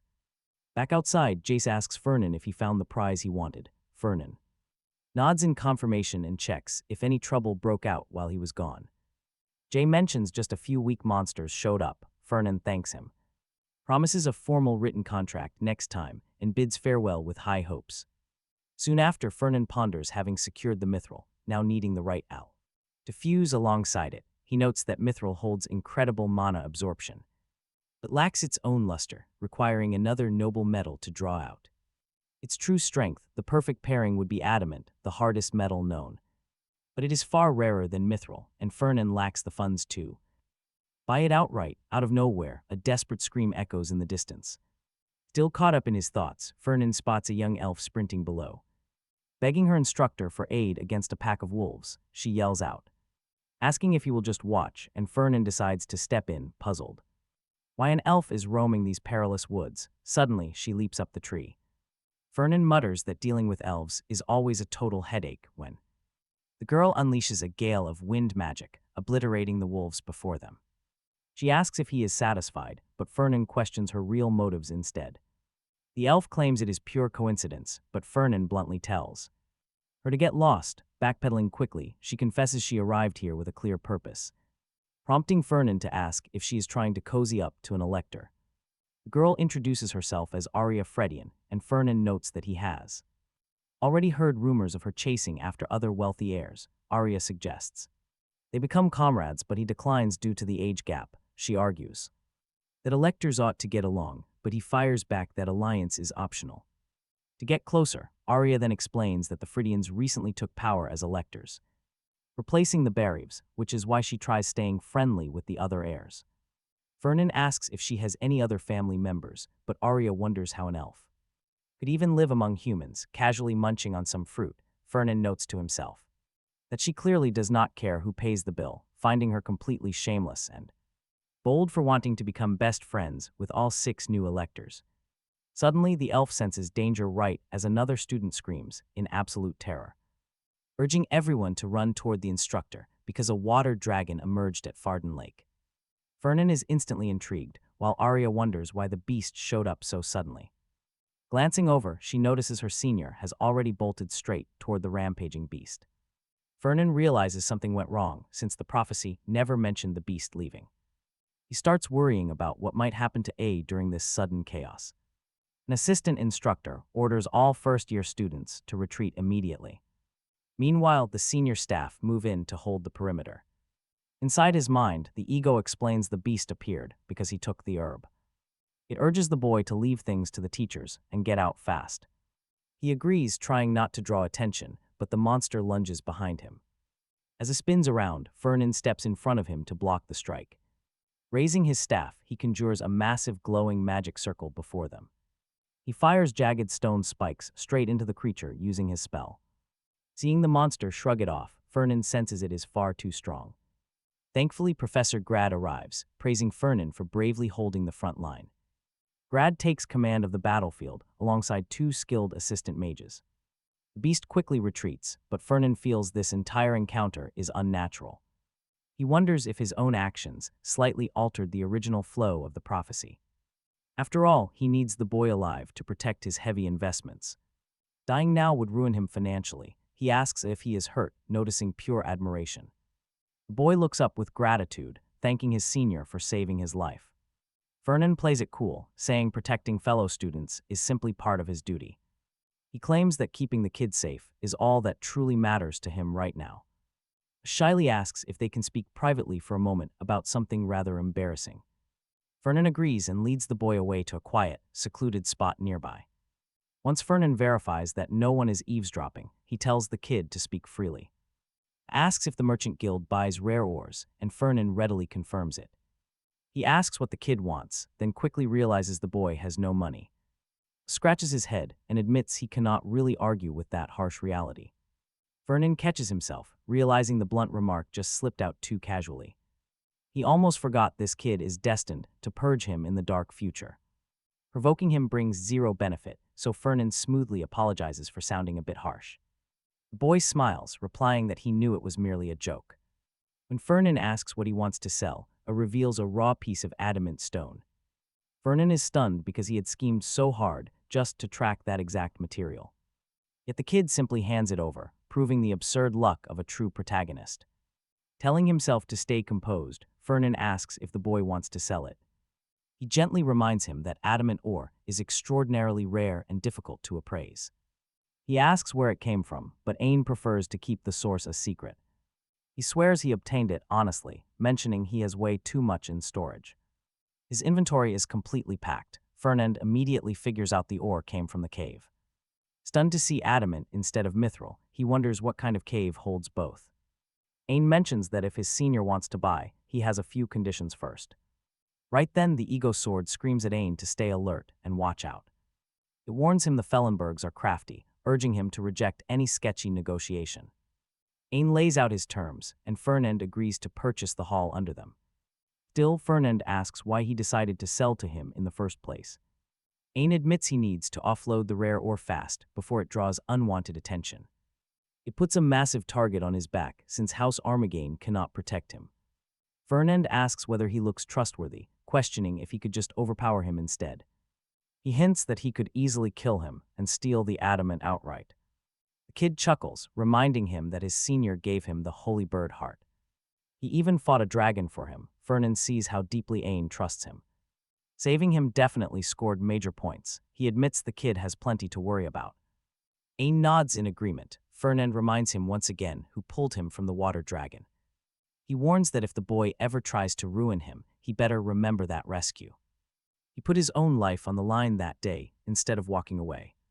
Ain promises he will never forget. Fernand turns around to leave. He says he will prepare the contract soon, leaving Ain puzzled by his words. The ego remarks that the senior totally lost his mind over the adamant. Back at the estate, Hyde announces his return after being away for a while. He asks if anything noteworthy happened around the ducal manor while he was gone. Fernand welcomes him back, leaving Hyde completely stunned by what he sees. The young lord is literally lounging on a throne crafted from adamant and mithril. Hyde asks where he got it, and Fernand casually says he bought and mined it. The secretary notes that even piles of gold cannot buy such rare minerals. Selling them would crush the guild yearly target, but Fernand refuses to sell. Hyde asks about his plans. Swirling his glass, Fernand drops a wild announcement. He reveals he intends to craft a colossal ego golem that moves entirely on its own. He argues that knights have trusted warhorses, while elves travel with spirits. Yet merchants have nobody, asking why they must always be left out alone. He intends to fix this absurd gap by building the ultimate construct himself. Hyde counters that golems demand high-tier magic and ridiculous funding. Only the wealthiest titans could ever dream of undertaking such a project. With the demon war looming, Fernand sees the golem as an indispensable guardian. It will stand as a rock-solid shield to keep him safe through the dark era.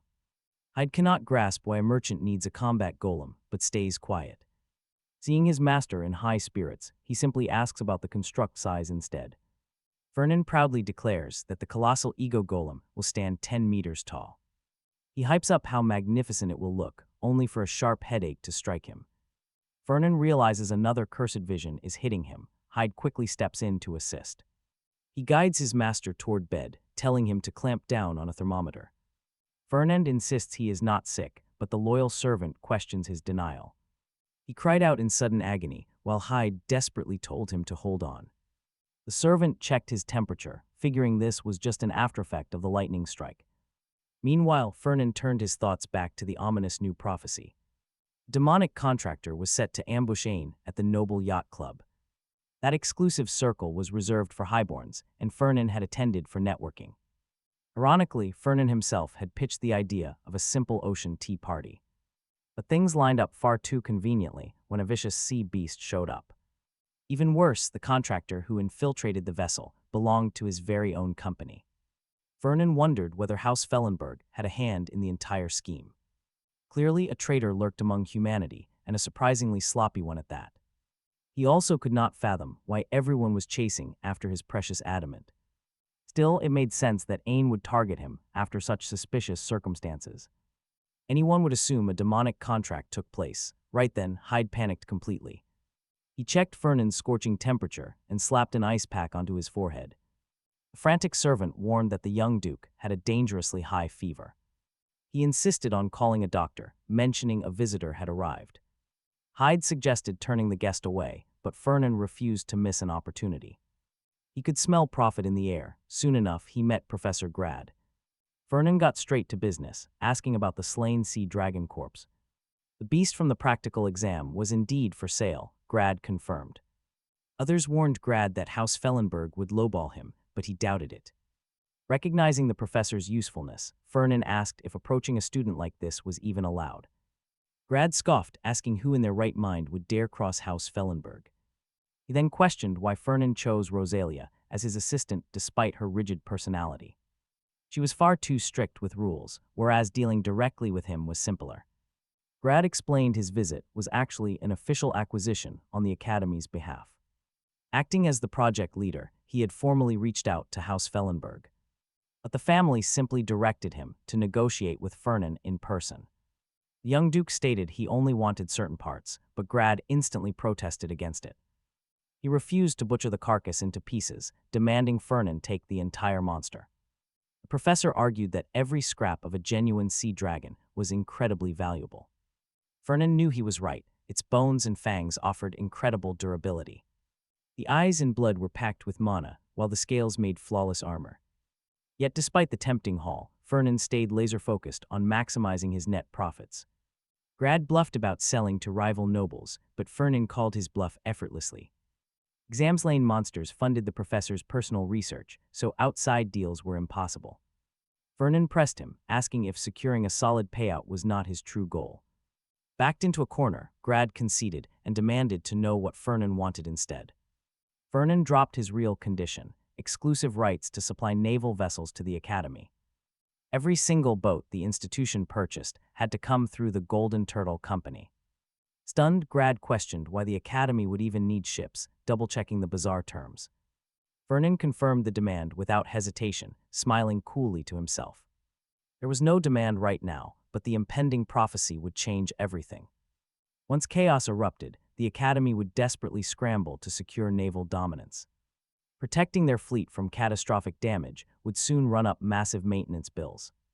We'll make this deal wildly profitable. Meanwhile, inside a bookstore, a young girl asks for an introductory cookbook, explaining that she already checked the recipes section and came up empty-handed. The clerk replies that the volume was probably sold, but offers to check the backroom inventory. Stepping through the rear door, he starts sifting through shelves when suddenly a sinister demonic aura manifests behind his back while he pens a covert report. The intelligence confirms their target never rendezvoused with von Kalbunder, defying the original strategy. An unknown party interfered along the route and completely scrubbed every trail, making tracking virtually impossible, leaving the clerk doubtful. Lurking nearby, the demonic creature suggests testing alternative methods. However, the handler orders him to abandon this specific search for now and pivot to their next phase. It strikes him as odd that the Academy stayed silent, since any clash with Kalbunder would have left some trace of residue behind. The clerk wonders whether the erased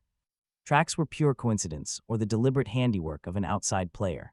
The entity asks if anyone might know they exist, but the librarian brushes off the thought as impossible given the world's quiet state and simply resolves to move with greater caution, with their current strength severely limited right now. Any premature exposure would ruin everything. Their ultimate priority is eliminating an individual whose explosive growth mirrors the rise of the legendary First Emperor. To ensure victory, this prodigy cannot be allowed to awaken his full potential. And the servant receives strict orders not to fail before vanishing completely.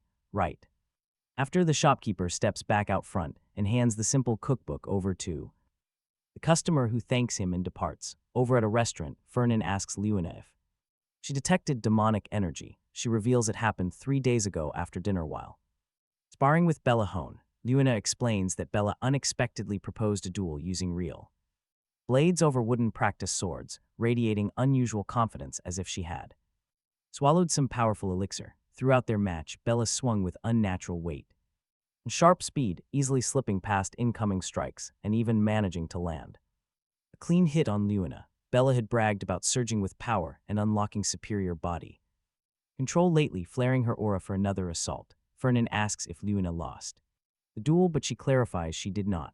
Bella's combat style emphasizes heavy Destructive force, creating noticeable weaknesses during close-quarters combat. Even so, at one point Bella unleashed an absurdly powerful slash in defense, complaining that she still could not wield such raw output properly. Luna confirms, sensing that unmistakable demonic aura during that clash, even though Bella appeared totally fine and fully composed afterward. Unlike Varen's condition, genuine concern for her friend pushes Luna to seek Fernand's aid, and he promises to investigate through his own channels. Later on, he examines Bella's daily routine, discovering 0 suspicious meetings, past traumas or emotional cracks that could invite demonic corruption into her soul. If Luna spoke truthfully about Bella channeling dark energy, there remained only a single shared link between her and Vaughn. Neither party had forged any demonic contract. Pondering whether such force could activate unconsciously and without any pact, Fernand weighs the chance that Luna simply misread the situation and mistook normal mana for demonic power. Suddenly, a piercing migraine strikes his skull, and he envisions a crimson sky drenched in suffocating demonic energy. Inside this terrifying vision, he sees Ain wears a worried expression. The scene feels eerily familiar as his ego warns him everyone is acting strange, while demonic energy surges alongside the nearing Andromalius. The terrifying vision resembles pure hell, leaving Fernand to wonder in horror.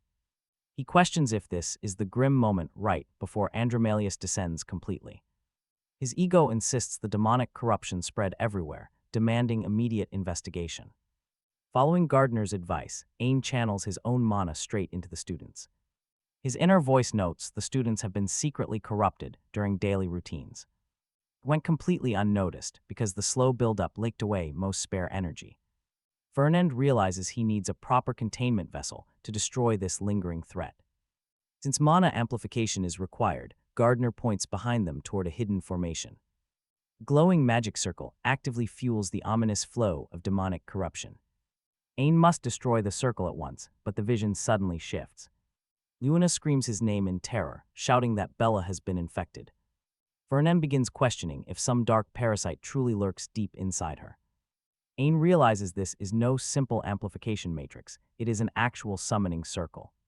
Someone is actively trying to summon high demons as sinister fiends emerge. Monstrous shadows spill from the portal, echoing a grim truth through Fernand's mind. Demons will soon return to this world, causing him to snap awake gasping. Shaken by the prophecy, he wastes no time and dashes for the door. He shouts for Luna, who anxiously asks if Bella is still safe from harm.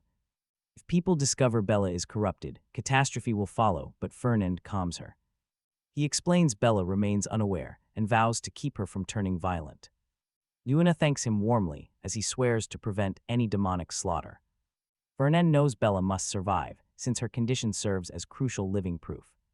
Gaining Luna's favor is essential, given her massive influence across the whole continent. His primary objective now is confirming the demonic energy hiding inside Bella's body. Just then, Bella walks over and asks if Luna waited after class. Luna reassures her they just arrived, keeping things casual for the moment. Fernand abruptly cuts in, pressing his fingers onto Bella's forehead. He bluntly declares demons lurk inside her head and must be eliminated immediately. He demands total obedience, but Bella instantly scoffs and asks if he is crazy. Fernand warns this is dead serious. Ignorance will not save her from going mad. If the demonic taint spreads, Imperial executioners will arrive to purge her on sight. Bella asks if this is a threat, but Fernand insists it is reality. Even as she stubbornly claims she feels fine, panic begins to build up. Luna desperately grabs her friend's arm, begging Bella to trust Fernand's judgment. Bella finally caves to Luna's pleading, unaware Fernand planned to knock her out. She agrees to follow his lead, but attaches one very firm personal condition. If she tests clean, Fernand must apologize sincerely to both of them. When Fernand asks why Luna deserves an apology, Bella scowls right back. She snaps that he clearly manipulated poor, innocent Luna into panicking. Fernand accepts her demand, insisting she must now retrace her daily steps. He needs to inspect every location where she might have contacted dark magic. Luna points out they already searched those spots, breaking his careful momentum. Fernand quickly lines in, whispering that she is really not helping his pitch. Having found nothing suspicious on his own, Fernand checks another spot without success. Heading into the training grounds, he mutters that the entire place feels useless. Everywhere they went, from the student dorms to the mess hall, seemed normal. At the library, the librarian finally confirms she stopped by earlier. Luina points out that Bella enjoys reading romance novels during her free time. Fernand figures that is pretty ordinary, realizing demonic clues would never surface easily. Even though faint traces linger around, the location itself does not feel right. This makes Fernand wonder if the demonic taint might belong to an item instead. Just then the librarian steps forward and greets Fernand with a friendly smile. The boy asks how he knows him, and the merchant mentions their past trades. They move to a private VIP lounge, tucked away from prying eyes. Fernand explains this room offers the perfect cover to avoid any unwanted attention. Bella asks if this dining area belongs to the guild, having never seen it. When the doors slide open, Luina frowns as she spots Jace waiting inside. Jace greets them with mana blessings, prompting Bella to voice her deep faith. Fernand asks if the saint brought the requested item, which Jace gladly confirms. He adds a quick warning that refunds and exchanges are strictly forbidden. Bella asks why he came, so Fernand explains the saint will test her. He plans to verify if demonic corruption dwells inside her, baffling the girl. Jace explains they prepared for this following an ancient prophecy about demon incursions. He claims these holy detection artifacts give the most reliable results possible. Asking for her name, the young woman introduces herself as Bella Hone, a second-year knight. Jace tells her to grip the magical orb so Mana can scan her body. Sensing Luina's rising doubt, Fernand reassures her that he fully trusts Jace. Seeing Bella hesitate, Jace calmly tells her not to worry at all. He whispers that he doubts she is infected and only cares about his fee. Bella grabs the artifact, eager to prove her innocence and demand an immediate apology. A sudden flash erupts, making Jace narrow his sharp eyes in pure astonishment. He notes the glowing orb shifted color, making Bella ask if she passed clean. Fernand grimly clarifies that this reaction actually signals the exact opposite. The orb changes color only when exposed to a genuine demonic presence. Bella screams that it cannot be true, while Fernand rushes to calm her. But Jace immediately begins a cleansing prayer to the dragon god, unleashing a massive fireball. Bella shrieks in terror as the flames descend, but Luina quickly deflects it. Luina draws her blade, blocking the strike as Jace furiously vows to execute her. Moments later, Jace concludes academy students are falling victim to demonic energy. He presses Bella to confirm whether she ever encountered a genuine demon before. Fernand steps in, noting he closely observed her recently without seeing anything suspicious.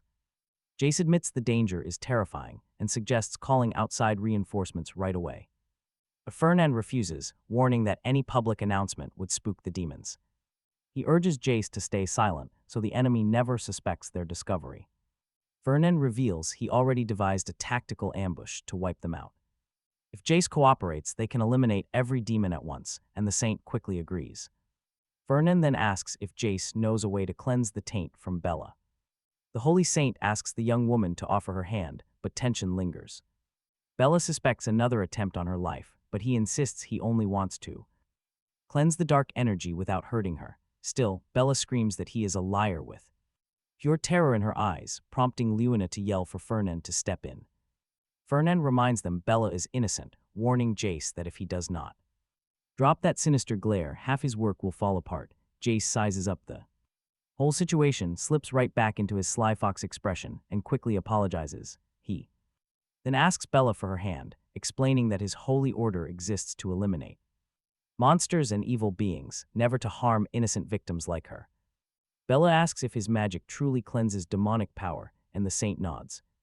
Taking her hand, he promises no real harm, though a slight burn is unavoidable. Moments later, Jace announces that he successfully purged all the corrupted energy, leaving Bella passed out cold on the floor. A few minutes later, Luina notes how durable the building is, having survived the shockwave of Jace's magic. Fernand explains that he reinforced the structure against shockwaves, asking if Bella is safe. Luina confirms she is fine and will wake up soon, suggesting he carry her to the dorms. Fernand tells her to hold on, stepping in before anyone takes another step. He pours wine into Bella's mouth, explaining it makes her look merely drunk. Rather than suspicious, Luina agrees that demon rumors would destroy her friend's reputation. So Fernand tells her to cover Bella's face with a cloth. Luna thanks him for the cover, and Fernand reflects that his initial business is handled. He plans on using Jace to track down and cleanse anyone tainted by demonic corruption, containing the chaos and preventing the disaster the demons are planning. Next, he prepares everything needed for the upcoming yacht club meeting, recalling how he tracked guild suspects and discovered one working as an employee. Whether they actively serve demons remains unclear, but he views this as the cleanest angle. To move forward without raising flags, armed with his knowledge of future events. If the plan holds together, Ain will trust him completely as a dependable ally. The following morning, Fernand walks down to the port with Hyde by his side, grinning as he mentions that it is finally time to go do some fishing. The director mentions hearing from Professor Grad about Fernand seeking exclusive boat rights, while the director acknowledges that the Sea Dragon fetched a very profitable price. Exclusive sales rights feel too steep, prompting him to ask for another condition. In exchange for locking down the Academy exclusive rights for the next 20 years, Fernand offers the rare Sea Dragon parts at an extremely fair price. He knows intact magical beast remains carry far higher value in the long run. Even so, he willingly agrees to attach the new condition to the deal, confident the Academy boat venture will yield far greater returns down the line. Outside, Hyde offers his congratulations, but Fernand simply brushes off the praise. Noting this is hardly his first completed deal, Hyde then asks why. He pushed so hard for exclusive rights that demand Duke family backing. Fernand replies that while it is not immediate, the right opportunity will come. Hyde remains skeptical, so Fernand shifts the subject to the yacht crew list. The secretary explains it was left on his desk, adding that no suspicious suspects appeared. Fernand finds that completely expected, knowing demons would never reveal themselves so easily. With Ain handling the heavy lifting this time around, he remains unconcerned. He has nothing to fear unless the ship sinks. The prophesied hero stands on his side, and now it is time to see the fruits of his fishing, over in the library.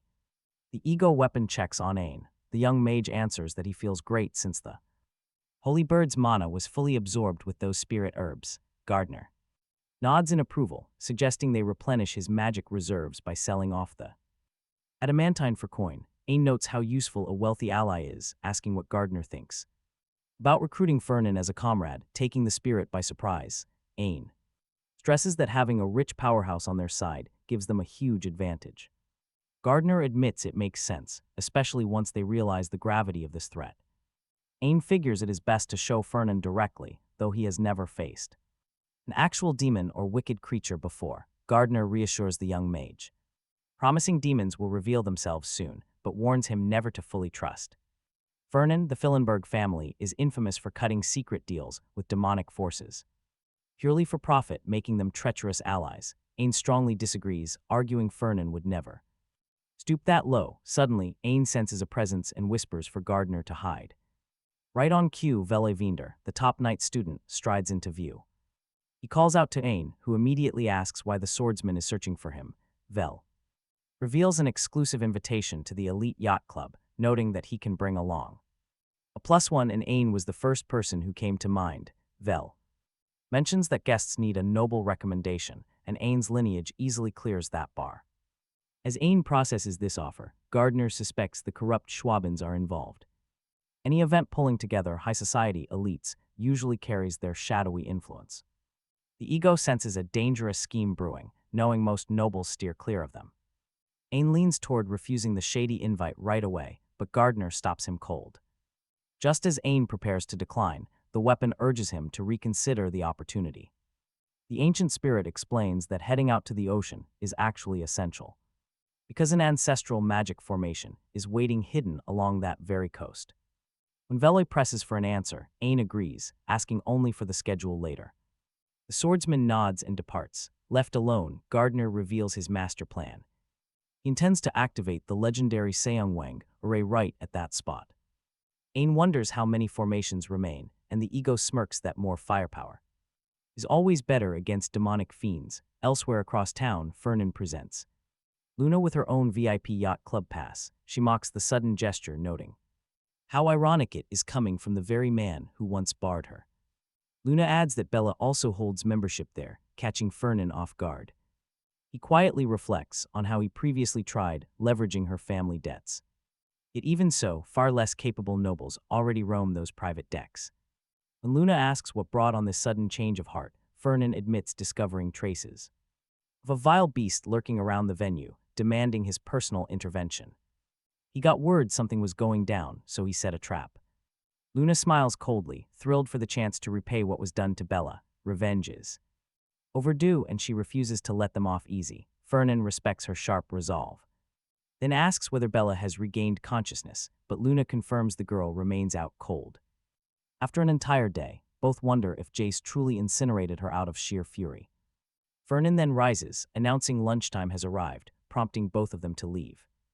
Right afterward, Vaughn slumps onto the ground, staring down in complete despair. Terrified, he wonders how his life completely fell apart like this. He remembers being the proud heir of the Kalbunders and the second top fighter in combat class, only to suffer total defeat, losing his claim as the next family head. Cast aside by the prince, who was once his greatest backer. He was also ditched by Vel, the friend he tried so hard to impress. Now Vele holds the precious yacht club invitation that Vaughn desperately wanted himself. Vaughn bitterly curses his fate, believing that coveted spot belonged to him all along.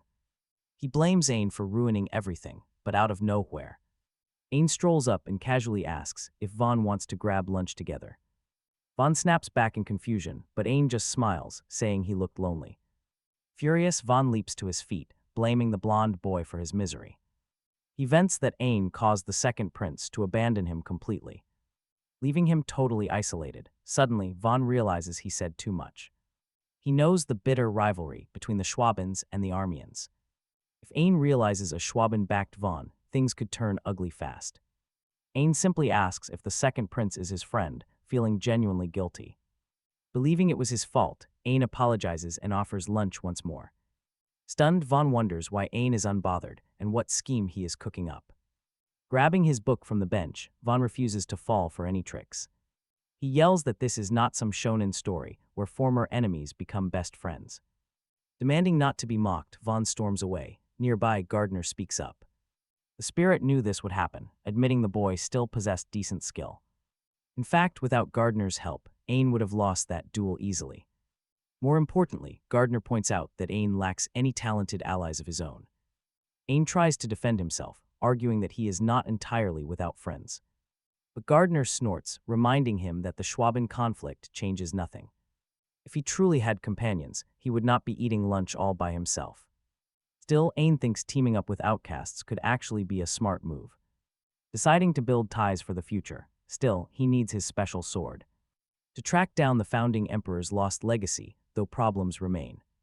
He is unsure whether he can carry a blade into the club meeting.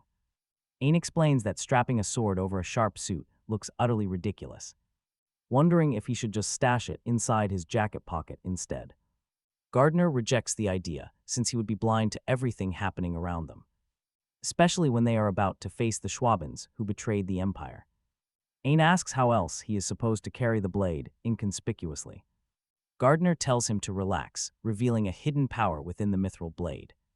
Beyond devouring souls, the metal can shrink down to the size of a pen. Ain is amazed, and Gardner suggests wearing the miniature weapon as a necklace. He claims it blends right in, boasting that the style was peak fashion back then. In his golden era, ladies loved it, but Ain instantly shoots it down. Calling it hopelessly tacky, he leaves the old emperor whining about modern youth. Meanwhile, over at the Felenberg estate, Hyde delivers an urgent report. The Scarlet Tortoise unit is on standby, ready to strike the moment orders drop. The monsters finally emerge. Fernand asks his secretary about the recording orb, who confirms everything is set on the cruise to monitor the demons closely.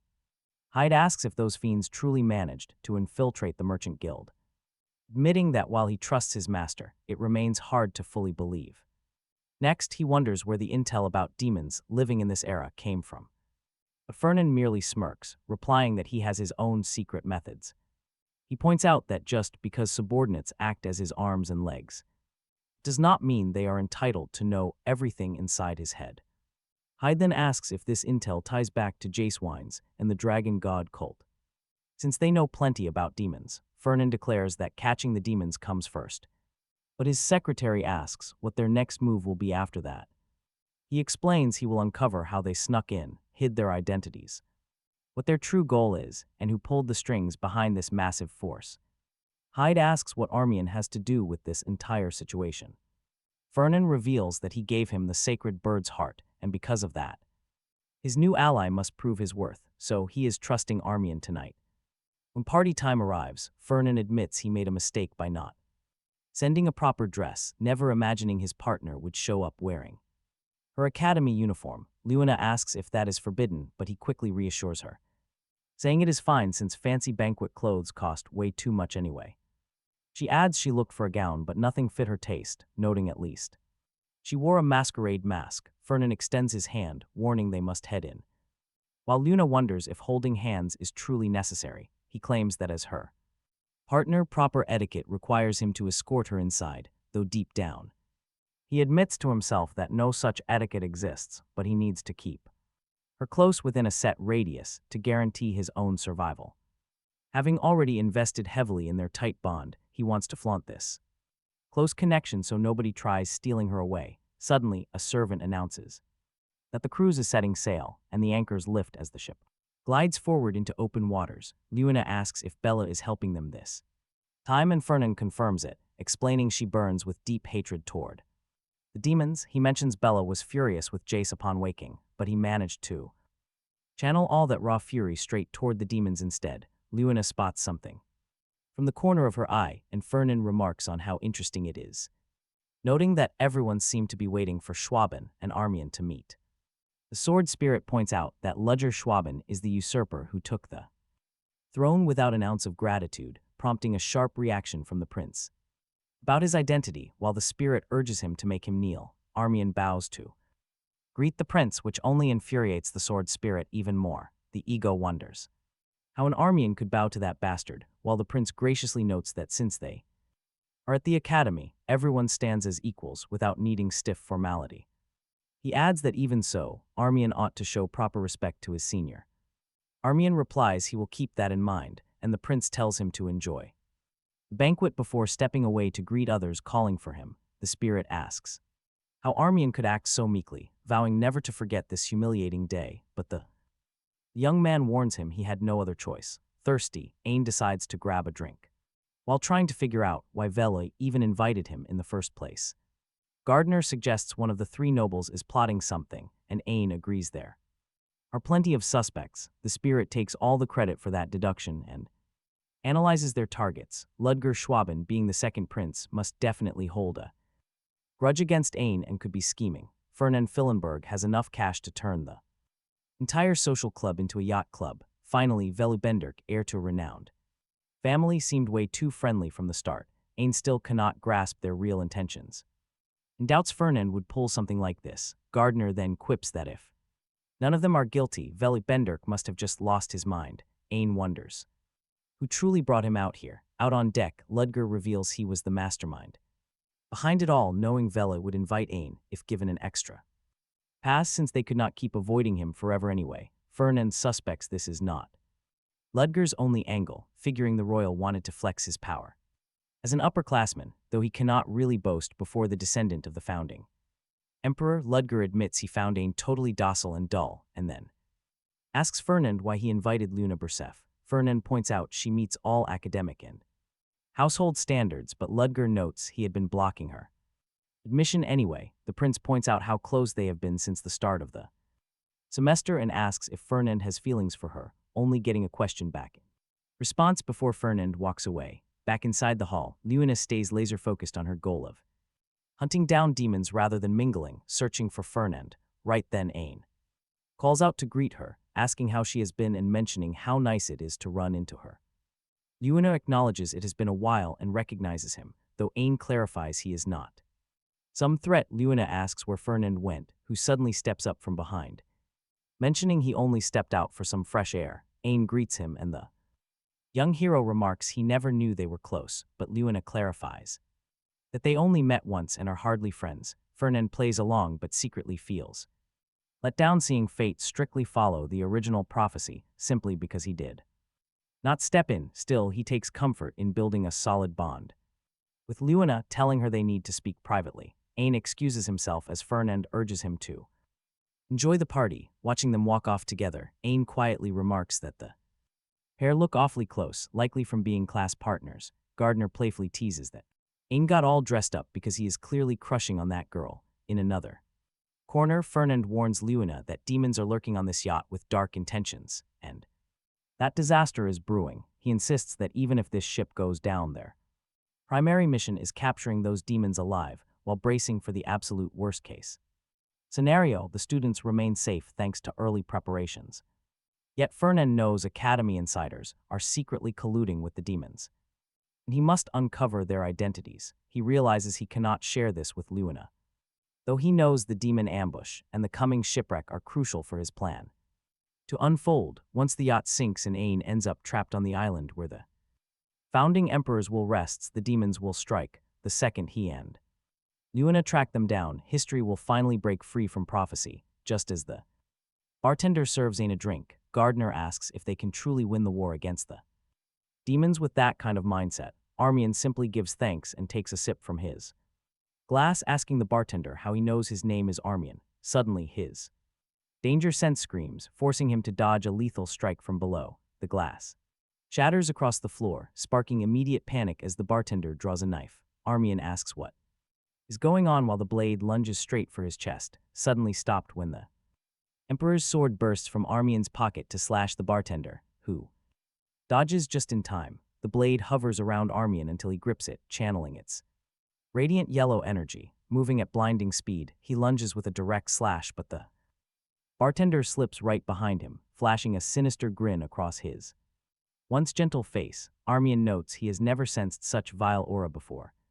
Realizing this is pure demonic energy from an actual demon, Gardner wonders how a merchant from the Felenberg guild could be a demon. As Armian gets ready for battle, the entire ship violently tilts as the stormy sea turns chaotic.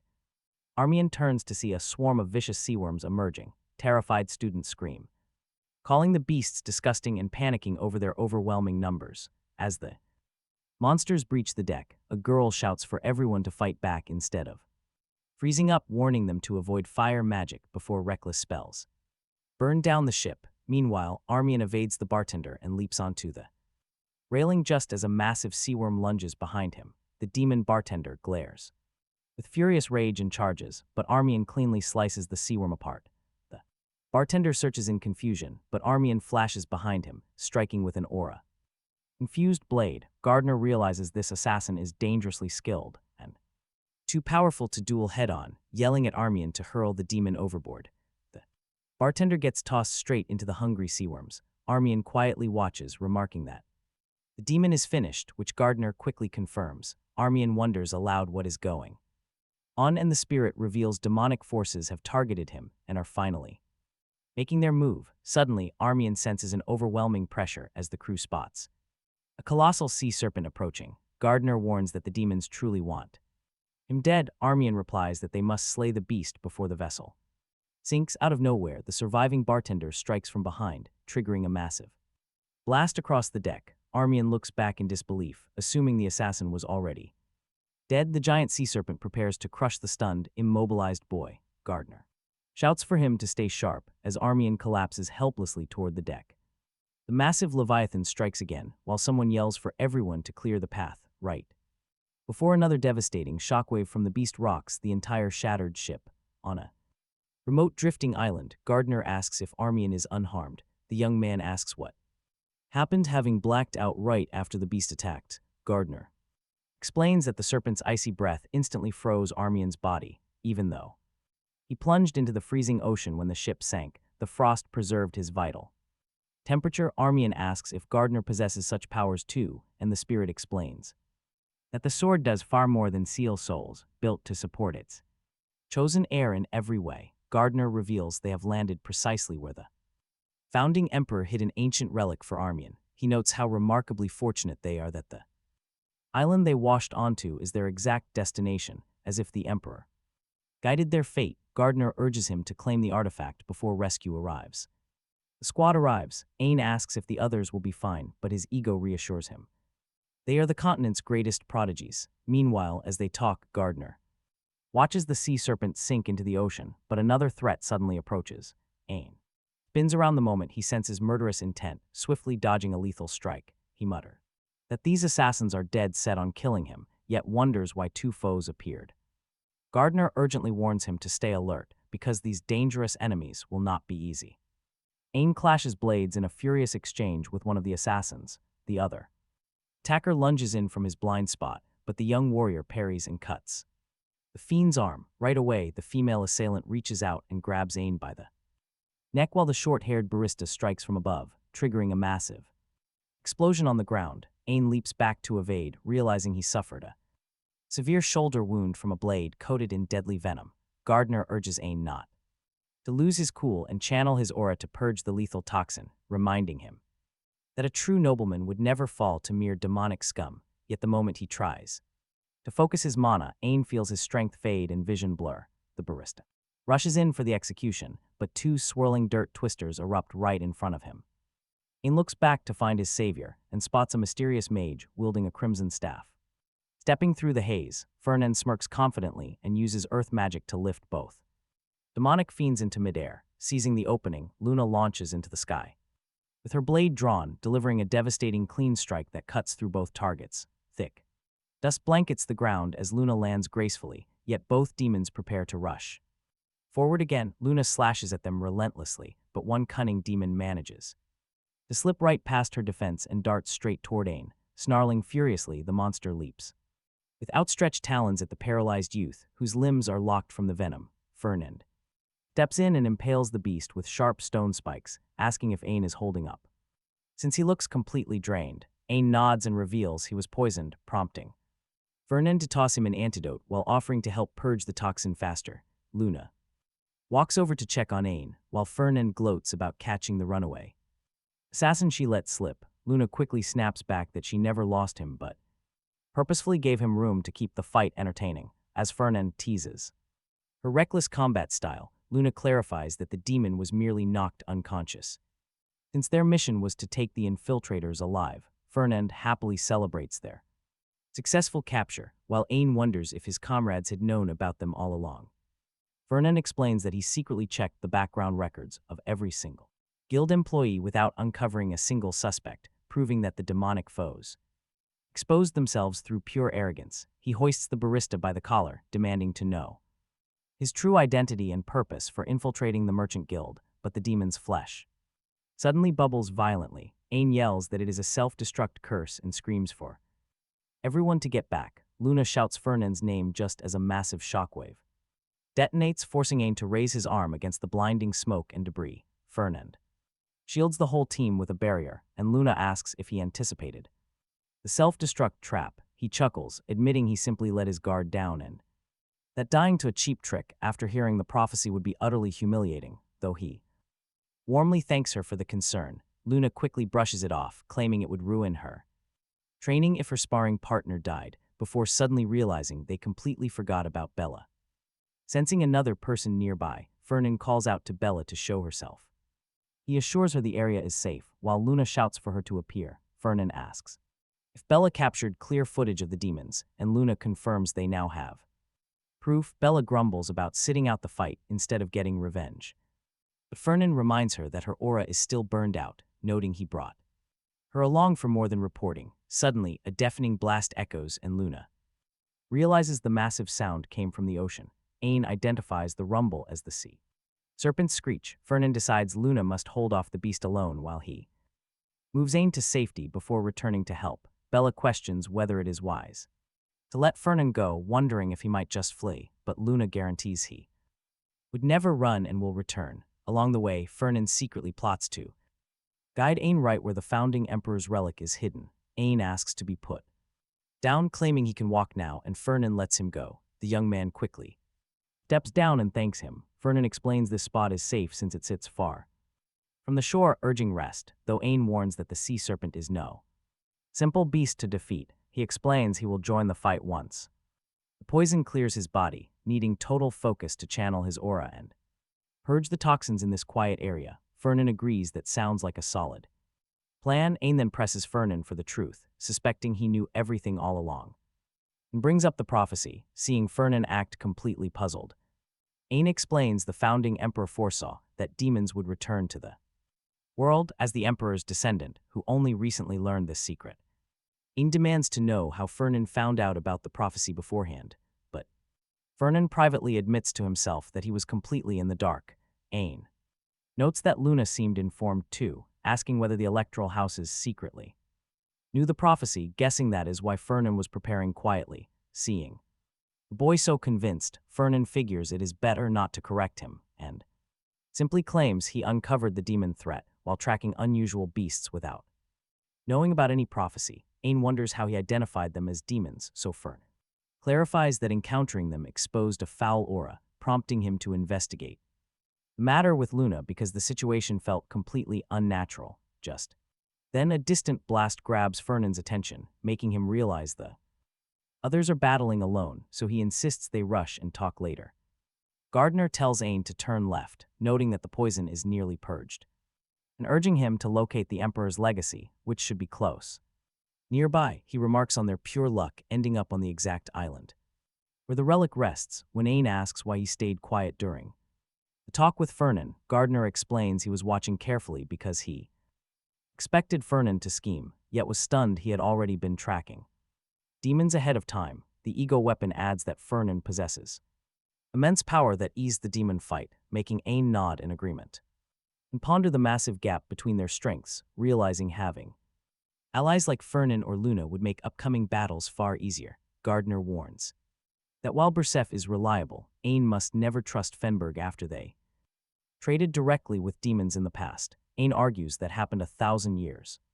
Long ago they fought alongside humans and formed an electoral house, so there is no reason to dredge up the past. Gardner taps the boy on the head, explaining he is only warning him so he does not become dead weight if he truly wants to make them allies given how powerful the others are. Reaching the designated spot, Ain asks if this is the place, and Gardner confirms the miraculous medicine to grant him strength rests within the tree, commanding him to stab it. A radiant light begins to glow from the wood, as Gardner explains that this elixir was brewed by the founding emperor himself and will transform the boy once he drinks it. Meanwhile, at the island's edge, a massive explosion erupts as Fernand raises his staff to levitate giant boulders, hurling them rapidly at the sea serpent, slamming into the beast before chanting a runic spell to summon a magic circle above his head. Shattered stones rain down as Bella charges forward, dashing toward the water to slash. Luna rushes in right behind her, blade glowing with a brilliant blue aura as she aims for the monster's flank. However, Luna's blade barely scratches the scales, failing to pierce the beast despite pushing harder. Unable to harm it, Luna leaps back and warns that the serpent's hide is too tough, with Bella agreeing its armor is unbreakable. Fernand points out that throwing massive boulders accomplished nothing, concluding that severing the serpent's head is impossible. Bella quickly asks if another path to victory exists. Fernand explains that, due to the heavy demonic influence on the beast, the creature will not perish from ordinary wounds, requiring an overwhelming amount of damage to actually die. Just then, a blinding yellow beam bursts through the air, striking the sea serpent directly in the neck. Both girls freeze in utter shock, realizing Ain inflicted the wound. Fernand smirks, knowing his calculated scheme worked. The founding emperor crafted this miracle elixir specifically for descendants who lacked light affinity, allowing it to rebuild their body and awaken that holy element, so the chosen heir could master the secret Armian sword technique. However, if someone already possessing a light affinity drank the medicine, their aura would simply become vastly stronger. That was precisely what happened to Ain. Now, Ain executes the sacred Armian sword techniques with near perfection, unleashing another fierce slash across the serpent's eyes, critically wounding the beast. Fernand recalls how ancient records describe the founding emperor's legendary swordsmanship, mankind's beacon to banish despair and darkness, a brilliant sword that illuminates the world and touches the soul. Watching this unfold, everyone agrees it is truly incredible, and the historical legends were not exaggerated. Fernand privately concludes that Ain is not just an Armian, but his ultimate trump card in the war against demons. With the demonic corpse crashing heavily to the ground, Ain marvels at the outcome, while Fernand praises him warmly, saying, "The Armian sword art is as legendary as promised, and we thank you for saving us." Ain blushes modestly, replying he only delivered the final blow and succeeded solely because of Fernand's crucial magical support throughout the fierce fight. Luna says they can finally return home, but Bella questions how they will get off. The island, Fernand explains he already sent a signal flare, and their ride should arrive. Soon, Fernand adds that he wants to claim the sea serpent's corpse, and Luna and Ain agree. Bella, however, insists she fought hard and deserves her share. To split the loot, but she falls silent when Fernand reminds her of her massive debt. She relents, telling him to take the corpse, while our protagonist confirms there are no complaints. Ain points out that Fernand was looking into it and aims to hunt down the demons. Fernand clarifies that corrupted humans walking around proves actual demon lords will eventually appear. The spread of demonic energy guarantees that genuine devils are bound to show up. Hearing that, Ain offers his help, which thrills Fernand, who wanted this recruit all along. He was trying to figure out how to recruit the guy, never expecting such smooth results. The entire scheme was an absolute triumph, checking off every single goal on his list. Just as planned, time flies until Heir reports that maritime warfare courses have launched. Orders for their vessels are flooding in, filling Fernand's pockets with pure gold. His butler stares in awe, asking if the young master foresaw this massive financial jackpot. The timing was flawless, leading Hyde to ask what project his master was currently drafting. Fernand reveals blueprints for an ego golem, a complex project he previously had to shelve. Now that he had some downtime, he decided to advance the design ahead of schedule. Changing the subject, he asks if Hyde discovered how demons breached the merchant guild. Hyde reveals the imposters slipped inside just days before the yacht club gathering occurred. When questioned about the sudden arrival of new staff, the workers showed zero suspicion. In fact, nobody found the unannounced newcomers odd in the slightest degree. Everyone swore the disguised fiends had been their loyal coworkers for ages. Fernand immediately deduces that someone altered the workers' memories through dark sorcery. His butler agrees, suspecting mental magic since tampering with minds is a demon's specialty. Altering souls and manipulating fragile human psyches is what demons do best. Fernand acknowledges their psychic abilities, but notes it still leaves the prophecy completely unexplained. Changing topics, Hyde reports that interrogation spells proved useless against their captured demons. With truth magic failing, the butler locked the monsters securely in the basement. Fernand authorizes physical force if necessary, then prepares to head toward his classes. Before stepping out, he asks for updates, and Hyde brings up the Duke's warning. The Duke warned that the Freydens plan to supply spirit stones to the Academy. World tree leaves are also included, valuable cargo normally handled by outside couriers. Yet this time, the Freydens specifically assign the transport mission to Fernand. This sudden assignment makes the young noble suspicious of their hidden motives. A bad feeling creeps in. Meanwhile, Bella pulls Luna aside for a talk. She admits the demonic corruption stunned her, yet doubts linger about actual demons. Bella questions why Fernand urged everyone to keep silent around Academy officials. Luna explains that nobody knows who to trust among allies and enemies. Her confident answer shows she places complete, unwavering trust in Fernand's tactical schemes. Bella admits this explains their bond, having found their sudden friendship rather bizarre. Rumors claimed Luna only stuck around the notorious noble to chase wealth. Now she finally sees her real objective was eliminating demonic threats together. Bella deeply respects teaming up with someone you dislike for justice. She views that noble sacrifice as true knightly conduct worthy of honor. Luna merely finds her odd. Meanwhile, downstairs, Ain strolls through the corridor. Gardner notices the boy looks cheerful, prompting Ain to happily explain his lighter mood. A massive burden has been lifted from his shoulders after days of stress. Facing demons alone terrified him, but partnering with Fernand changed everything for the better. He also wants to see Luna more often, but Gardner dismisses that entirely. He brings up the wealthy man's warning about those who are already corrupted, especially the human named Bella, stressing how dangerous tainted mortals become. Infected humans will ultimately become demons, so they must recruit every possible ally. To stop the spread, Ain nods, mentioning he was already on his way. To find that recommended ally, Gardner praises his sharp eye for people. Just as Ain spots Vaughn ahead and greets him, though Vaughn rejects the friendliness. Vaughn tells him to keep walking since he is there to meet someone else. Ain reveals that Fernand sent him specifically for Vaughn, catching the boy off guard. Cutting straight to business, Ain explains that he is working alongside Fernand to hunt down demons, and Fernand promised Vaughn's skills would be invaluable. Offended by the praise, Von snaps, convinced his former rival is mocking him. He swears he would never cooperate with him, even on pain of death. Ain already anticipated this reaction, recalling an earlier conversation with Fernand. Back then, Fernand mentioned that he had formed a bond with Von and believed having a dependable peer from their same class would help their cause. Fernand told Ain not to fret over a refusal, handing him the ultimate leverage. Armed with that secret, Ain calmly drops the truth right to Von's face. He reveals he knows Von turned into a demon not too long ago. Panic hits Von as he desperately asks if it happened during the exams. The horror sinks in when he realizes it was the day of his second defeat. Ain clarifies that Von collapsed mid-fight, and according to what he learned, that was the precise moment his body succumbed to the demonic transformation. Without Fernand stepping in, disaster was certain, which explains Von's missing memories. Ain adds that Fernand confirmed Von was merely an unwitting pawn for the demon.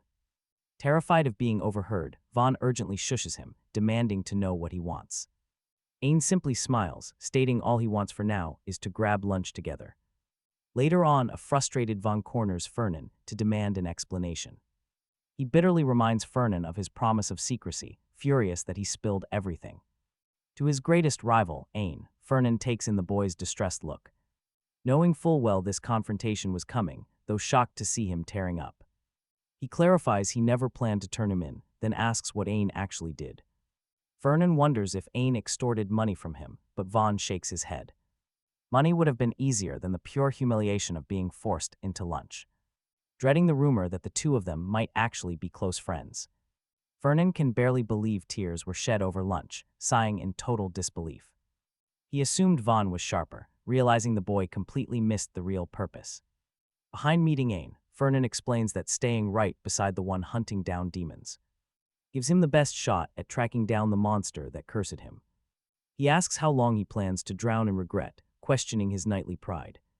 Those stinging words strike a nerve, and Von finally grasps the true intention. Fernand was handing him a direct path toward vengeance all along.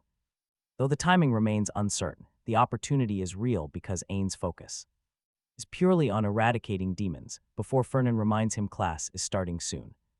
Weighing an alliance with his rival against a greater enemy, Von makes his choice. He agrees to work with the military to eliminate the demons and get his revenge. As he walks away, Fernand wonders why everyone from the night order acts like that. Later, in the Monster and Beast research class, the teacher begins taking attendance. Looking around the room, Luina wonders where Fernand is, wondering if he will skip today's practical lesson. Until the teacher finally calls his name, Fernand raises his hand, announcing he is present. Luina snaps, asking why he was late when attendance affects their grades. Fernand apologizes, saying he got held up talking to someone. The teacher sees full attendance and assumes they already know. Today's main subject brought up in the last lecture, cooperation. The instructor explains that some beasts are far too dangerous to battle alone. Some have thick armor that weapons cannot pierce, while others possess massive magic resistance, rendering mages useless, making teamwork between both sides vital. Luina inspects the academy's training dummy. Noting she had only heard rumors about it before, the instructor clarifies that these puppets replicate specific monster abilities, and even though they lack real movement, underestimating them will lead to instant failure. Before officially starting the trial, soon the pair Kurillo Denev and